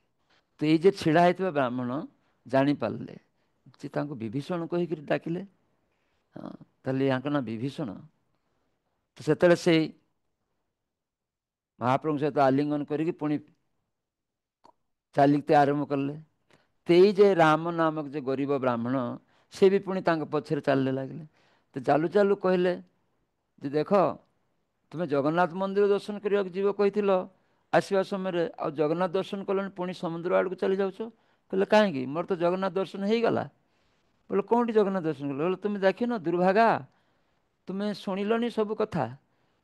ଯେ ସେଠି ବସିଥିଲେ ସନ୍ନ୍ୟାସୀ ବେଶରେ ସେ ସ୍ୱୟଂ ଜଗନ୍ନାଥ। ବୋଲେ ସିଏ ଜଗନ୍ନାଥ? ବୋଲେ ହଁ, ସିଏ ତ ସାକ୍ଷାତ ଜଗନ୍ନାଥ। ସେ ଦେଖିଲନି ତୁମର କଥା ସବୁ କହିଲେ। ଆର୍ ମୁଁ ଦ୍ରାବିଡ଼ ଦେଶର ଲୋକ, ମୋର ନାମ ବିଭୀଷଣ, ସେ ମୋତେ ଡାକିଲେ ବିଭୀଷଣ କହିକି। ହଁ, ତୁମର ନାମ ତ ବିଭୀଷଣ କହିଲେ। ଆଚ୍ଛା ବିଭୀଷଣ, ତାହେଲେ ତୁମେ ଜଗନ୍ନାଥ ଦର୍ଶନ କରିବନି? କହିଲେ ନା, ଚାଲ ମୋତେ ତାହେଲେ ପୁଣି ସେଇ ସନ୍ନ୍ୟାସୀ ପାଖକୁ ନେଇକି ଚାଲ। ତ କହିଲେ ଠିକ୍ ଅଛି।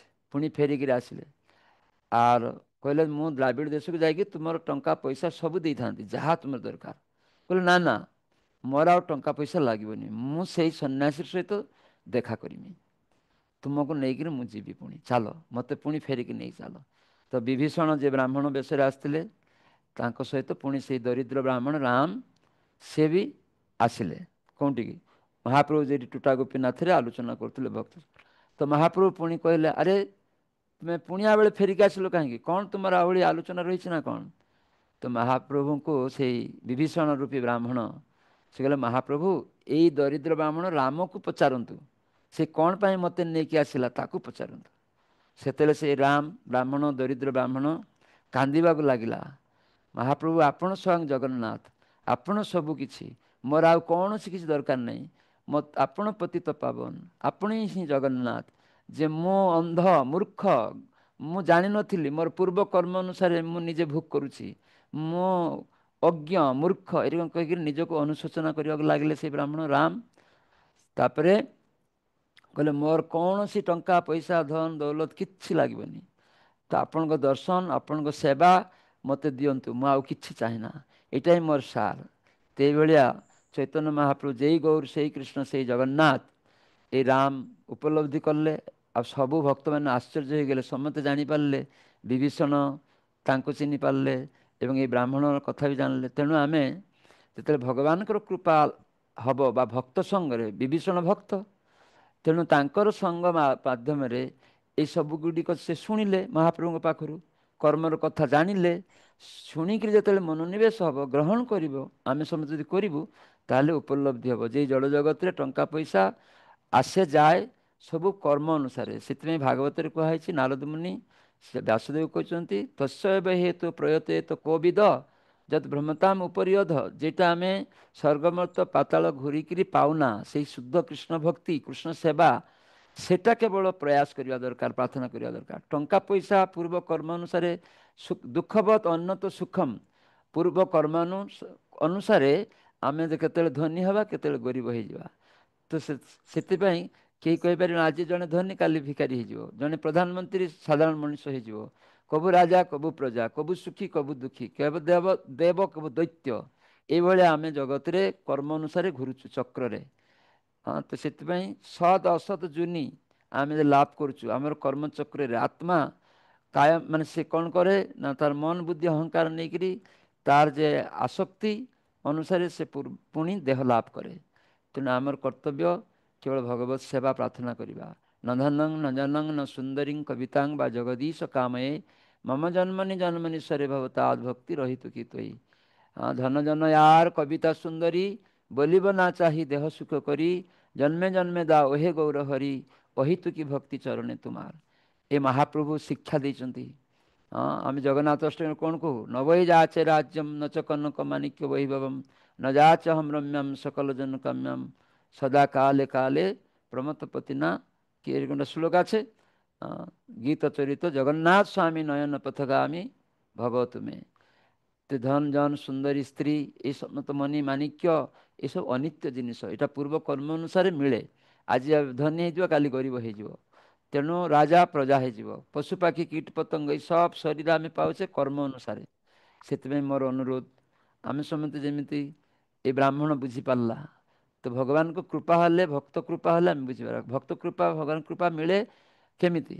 ଭଗବାନ ଭକ୍ତଙ୍କର ଗୁଣକୀର୍ତ୍ତନ, ଭକ୍ତଙ୍କର ସଙ୍ଗରେ ଆମେ ଯେତେବେଳେ ଗ୍ରହଣ କରିବା, ଭକ୍ତ ସଙ୍ଗରେ ଯେତେବେଳେ ଆମେ ଭଗବତ କଥା ଶୁଣିକରି ସେଟାକୁ ନିଜ ଜୀବନରେ ଆଚରଣ କରିବା, ତାହେଲେ ଆମର ଜୀବନ ସାର୍ଥକ ହେବ। ଏଥିପାଇଁ ଗୁରୁଦେବ ନାମଟ ସଂଘ କରିଛନ୍ତି। ଆମେ ଇସ୍କନ ମନ୍ଦିର ତରଫରୁ ବିଭିନ୍ନ ଜାଗାରେ ନାମଟ ସଂଘ ହେଉଛି 10 ଜଣ 5 ଜଣ ମିଶିକିରି ନିଜ ଘରେ ରହିକିରି ସାଧୁସଙ୍ଗ କରନ୍ତୁ, ଝିଅ ପୁଅମାନଙ୍କୁ ନେଇକିରି ଭାଗବତ କଥା ଶୁଣନ୍ତୁ, ମଙ୍ଗଳାରତି କରନ୍ତୁ, ଗୁରୁ ପୂଜା କରନ୍ତୁ, ରାନ୍ଧିକିରି ପ୍ରସାଦ ଖାଆନ୍ତୁ।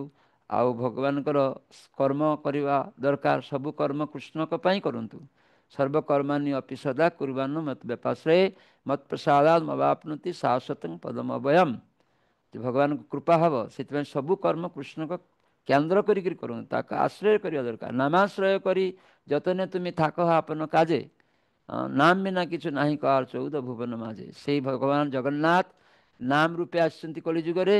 ମହାପ୍ରଭୁ ସେଟା ହିଁ ପ୍ରଚାର କରିଛନ୍ତି। ହରେ ନାମ ହରେ ନାମ କେବଲମ୍ କଲୋ ନାସ୍ତେବ ନାସ୍ତେବ ନାସ୍ତେବ ଗତିରେଣ। ଆମେ ଯଦି ସଠିକ୍ ଭାବରେ ନାମ ଗ୍ରହଣ କରିବୁ, ନାମ ଶବ୍ଦର ଅର୍ଥ ନମ୍ ଶବ୍ଦ ଠାରୁ ଆସିଛି।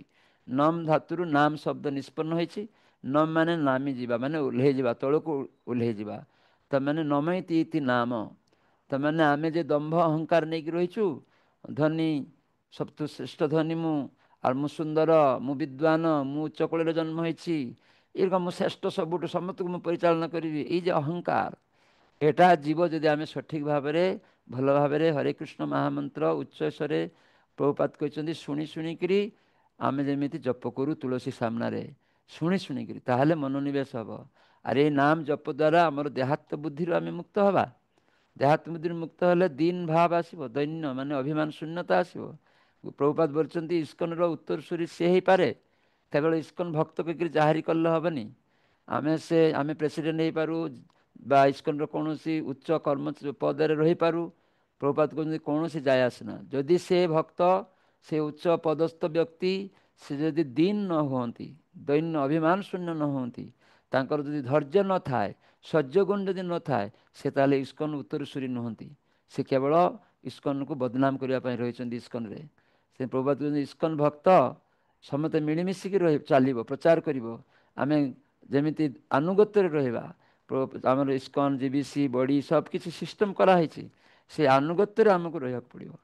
ପ୍ରଶ୍ନ ମୁଁ ବୁଝିପାରୁନି, ପ୍ରଶ୍ନ ଉତ୍ତର ମାଧ୍ୟମରେ, ପ୍ରଶ୍ନ ମାଧ୍ୟମରେ ସମାଧାନ କରିବାକୁ ପଡ଼ିବ। ନିଜେ ସ୍ୱତନ୍ତ୍ର ଭାବରେ କୌଣସି ସିଦ୍ଧାନ୍ତ ନେବା ଉଚିତ ନା, ତାହେଲେ ସେଟା ଆମର କ୍ଷତି ହେବ। କେବଳ ଲୋକ ଦେଖାଣିଆ ତିଲକମାଳା ହେବ, ସାଧୁ ସନ୍ନ୍ୟାସୀ ସାଜାଣିଆ ହେବ, ସେଟା ବେକାର ହେଇଯିବ, କିଛି ଲାଭ ହେବନି। ଗୃହତ୍ୟାଗ କରିକି କିଛି ଲାଭ ହେବନି, ବା ସାଧୁ ସାଜିକିରି ଗୃହସ୍ଥ ହେଉ ବା ସନ୍ନ୍ୟାସୀ ହେଉ, ଯେକୌଣସି ବା ବ୍ରହ୍ମଚାରୀ, କିଛି ଲାଭ ହେବନି। ତେଣୁ ଜଣେ ଘରେ ରହିଥିବ କିନ୍ତୁ ସେ ହୁଏତ ଭିକାରୀ ହେଇଥିବ, ବା କିଛି ତାର ଚାକିରି ବିଷୟ ଟଙ୍କା ବିଷୟ ନଥିବ, ସେ ଯଦି ଖରାପ ନ ହେଇକିରି ବା ଖରାପରେ ରହିଥିଲା କିନ୍ତୁ ଭଗବାନଙ୍କ ଭକ୍ତ ସଙ୍ଗରେ ଗ୍ରହଣ କରିନେଇଥିବ, ଯେମିତି ରଘୁ ବେହେରା ଗ୍ରହଣ କରି ନେଇକିରି ସେ ଜଗନ୍ନାଥଙ୍କର କୃପା ଲାଭ କଲେ। ତ ଆମେ ଠିକ୍ ସେଇଭଳିଆ ଯେମିତି ଗ୍ରହଣ କରିବୁ, ତାହେଲେ ଆମର ଜୀବନ ସାର୍ଥକ ହେଇଯିବ। ତ ଜଗନ୍ନାଥ ସେ ହେଉଛନ୍ତି ସାକ୍ଷାତ ବ୍ରଜେନ୍ଦ୍ର ନନ୍ଦନ, ଚତୁର୍ଦ୍ଧା ମୂର୍ତ୍ତିରେ ଏହି କଳିଯୁଗରେ ଆବିର୍ଭୂତ ହେଇଛନ୍ତି। ତ ମହାପ୍ରଭୁ ନୀଳାଚଳରେ ରହି ଜଗନ୍ନାଥଙ୍କର କଥା ସାରା ଜଗତରେ କେମିତି ପ୍ରଚାର ହେବ ସେଇ ଭବିଷ୍ୟତବାଣୀ କରିଥିଲେ। ମହାପ୍ରଭୁ ନବଦ୍ୱୀପ ନଦିଆ ଯେତେବେଳେ ଆବିର୍ଭୂତ ହେଇଥିଲେ ସେ ଭବିଷ୍ୟତବାଣୀ କରିଥିଲେ ପୃଥିବୀର ସର୍ବତ୍ର ମୋର ନାମ ପ୍ରଚାର ହେବ। ତେଣୁ ଇସ୍କନ ମାଧ୍ୟମରେ ଇସ୍କନ ପ୍ରତିଷ୍ଠାତା ଶିଲ ପ୍ରଭୁପାଦ ସାରା ବିଶ୍ୱରେ ଇସ୍କନକୁ ପ୍ରତିଷ୍ଠା କରିକିରି ଜଗନ୍ନାଥ ଲୀଳା, କୃଷ୍ଣ ଲୀଳା, ନିତାଇ ଗୌରଙ୍କର ବିଗ୍ରହ ପ୍ରତିଷ୍ଠା, ଜଗନ୍ନାଥଙ୍କ ବିଗ୍ରହ ପ୍ରତିଷ୍ଠା, ରାଧାକୃଷ୍ଣ, ରାମ, ଲକ୍ଷ୍ମଣ, ସୀତା ଏହି ସେବାରେ ଭକ୍ତମାନଙ୍କୁ ନିଯୁକ୍ତ କରିଛନ୍ତି। ଆମେ ଯଦି ସେବା ମାନେ ସେବ୍ୟ ମାନେ ଭଗବାନଙ୍କର ସନ୍ତୁଷ୍ଟି ବିଧାନ ହେବ, ସେତେବେଳେ ଆମର ସେବା ହେଉଛି ବୋଲିକି ଜାଣିବ। କେମିତି ଜାଣିବା ନା ମୋର ଯେ ଖରାପ ଜିନିଷ ଗୁଡ଼ିକ ଚାଲିଯାଉଛି ତାହେଲେ ମୋର ସେବା ହେଉଛି। ମୋ ମଧ୍ୟରେ କିଛି ଖରାପ ଜିନିଷ ରହିଯାଇଛି ମାନେ ମୋର ସେବା ହେଉନି। ସେବା ମାନେ ଭଗବାନଙ୍କର ସେବ୍ୟର ତୁଷ୍ଟି, ତାଙ୍କର ସନ୍ତୁଷ୍ଟି। ତ ସେଇଟା ହେଲେ ତାହେଲେ ଆମର ଖରାପ ଜିନିଷ ଗୁଡ଼ିକ ଯିବ। ତାହେଲେ ମୁଁ ସେବା କରୁଛି ସେଠି ତାର ପ୍ରମାଣ ହେବ। ହରେ କୃଷ୍ଣ କୃଷ୍ଣ କୃଷ୍ଣ ହରେ ହରେ, ହରେ ରାମ ରାମ ରାମ ହରେ ହରେ। ଏବେ 7:30 ବାଜିଯାଇଛି, 7:35, 8:30, ହଁ 8:30 ବାଜିଗଲାଣି। ତ ମୁଁ ଏଇଠି ସମାପ୍ତ କରୁଛି। ତ ହରେ କୃଷ୍ଣ କୃଷ୍ଣ କୃଷ୍ଣ ହରେ ହରେ, ହରେ ରାମ ରାମ ହରେ ହରେ। ବାଞ୍ଛା କଳ୍ପତରୁଭ୍ୟଶ୍ଚ କୃପା ସିନ୍ଧୁଭୈବ ଚ ପତିତାନାଂ ପାବନେଭ୍ୟୋ ବୈଷ୍ଣବେଭ୍ୟୋ ନମୋ ନମଃ। हरे कृष्ण ଠିକ महाराज। ଅଛି। बहुत ହରେ धन्यवाद, କୃଷ୍ଣ, ଆପଣ ଏତେ ଧନ୍ୟବାଦ ମୂଲ୍ୟବାନ ସମସ୍ତଙ୍କୁ। ସମୟ ଦେଲେ। ବହୁତ ବହୁତ ଧନ୍ୟବାଦ ପ୍ରଭୁ ମହାରାଜ। ଏଇଭଳି ମଝିରେ ମଝିରେ ଥରେ ଥରେ ଆସନ୍ତୁ ଆମ ଇସ୍କନ ସପୋର୍ଟ ଆସ, ଭକ୍ତଙ୍କୁ ଟିକେ ଟିକେ ଗାଇଡ କରନ୍ତୁ। ଏଇଟା ପୁରା ଓଡ଼ିଶା ଭକ୍ତମାନଙ୍କ ପାଇଁ ଚ୍ୟାନେଲଟା ଦେଲେ ଭଲ ହେଇଥାନ୍ତା। ଓଡ଼ିଶା ମାନେ ଉତ୍ତର ଓଡ଼ିଶାର ଗୋଟେ କମିଟି ଥିଲା, ସେଠି ଛାଡ଼ି ଦେଇଥିଲେ ଭଲ ହେଇଥାନ୍ତା। ସବୁ ଓଡ଼ିଶା ଭକ୍ତମାନେ ଶୁଣି ପାରିଥାନ୍ତେ। ମହାରାଜ ଆଇ ଥିଙ୍କ ସମସ୍ତେ ଯୋଡ଼ିଛନ୍ତି, ସବୁଆଡୁ ଯୋଡ଼ିଛନ୍ତି, ନୂଆପଡ଼ାରୁ ଉତ୍ତର ଯୋଡ଼ିଛନ୍ତି, ସବୁଆଡୁ ପୁରା ଯୋଡ଼ିଛନ୍ତି। ଉତ୍ତର ଓଡ଼ିଶାରୁ ସବୁ ଦିଆହେଇଛି। ମହାରାଜ ମୁଁ କହିଦେଇଥିଲି ମନ୍ଦିର ସମସ୍ତେ ଯୋଡ଼ିଛନ୍ତି ମ୍ୟାକ୍ସିମମ୍। ଆଚ୍ଛା, ତାହେଲେ ଖୁବ ଭଲ ହେଇଛି, ଧନ୍ୟବାଦ। କେତେ ଭକ୍ତ ଯୋଡ଼ିଥିଲେ? ମହାରାଜ 100 ଯୋଡ଼ିଥିଲେ, ଏବେ ତ ଆଚ୍ଛା, କମିଗଲେ। ଠିକ ଅଛି। ତ ସମସ୍ତଙ୍କୁ ଧନ୍ୟବାଦ। ହରେ କୃଷ୍ଣ।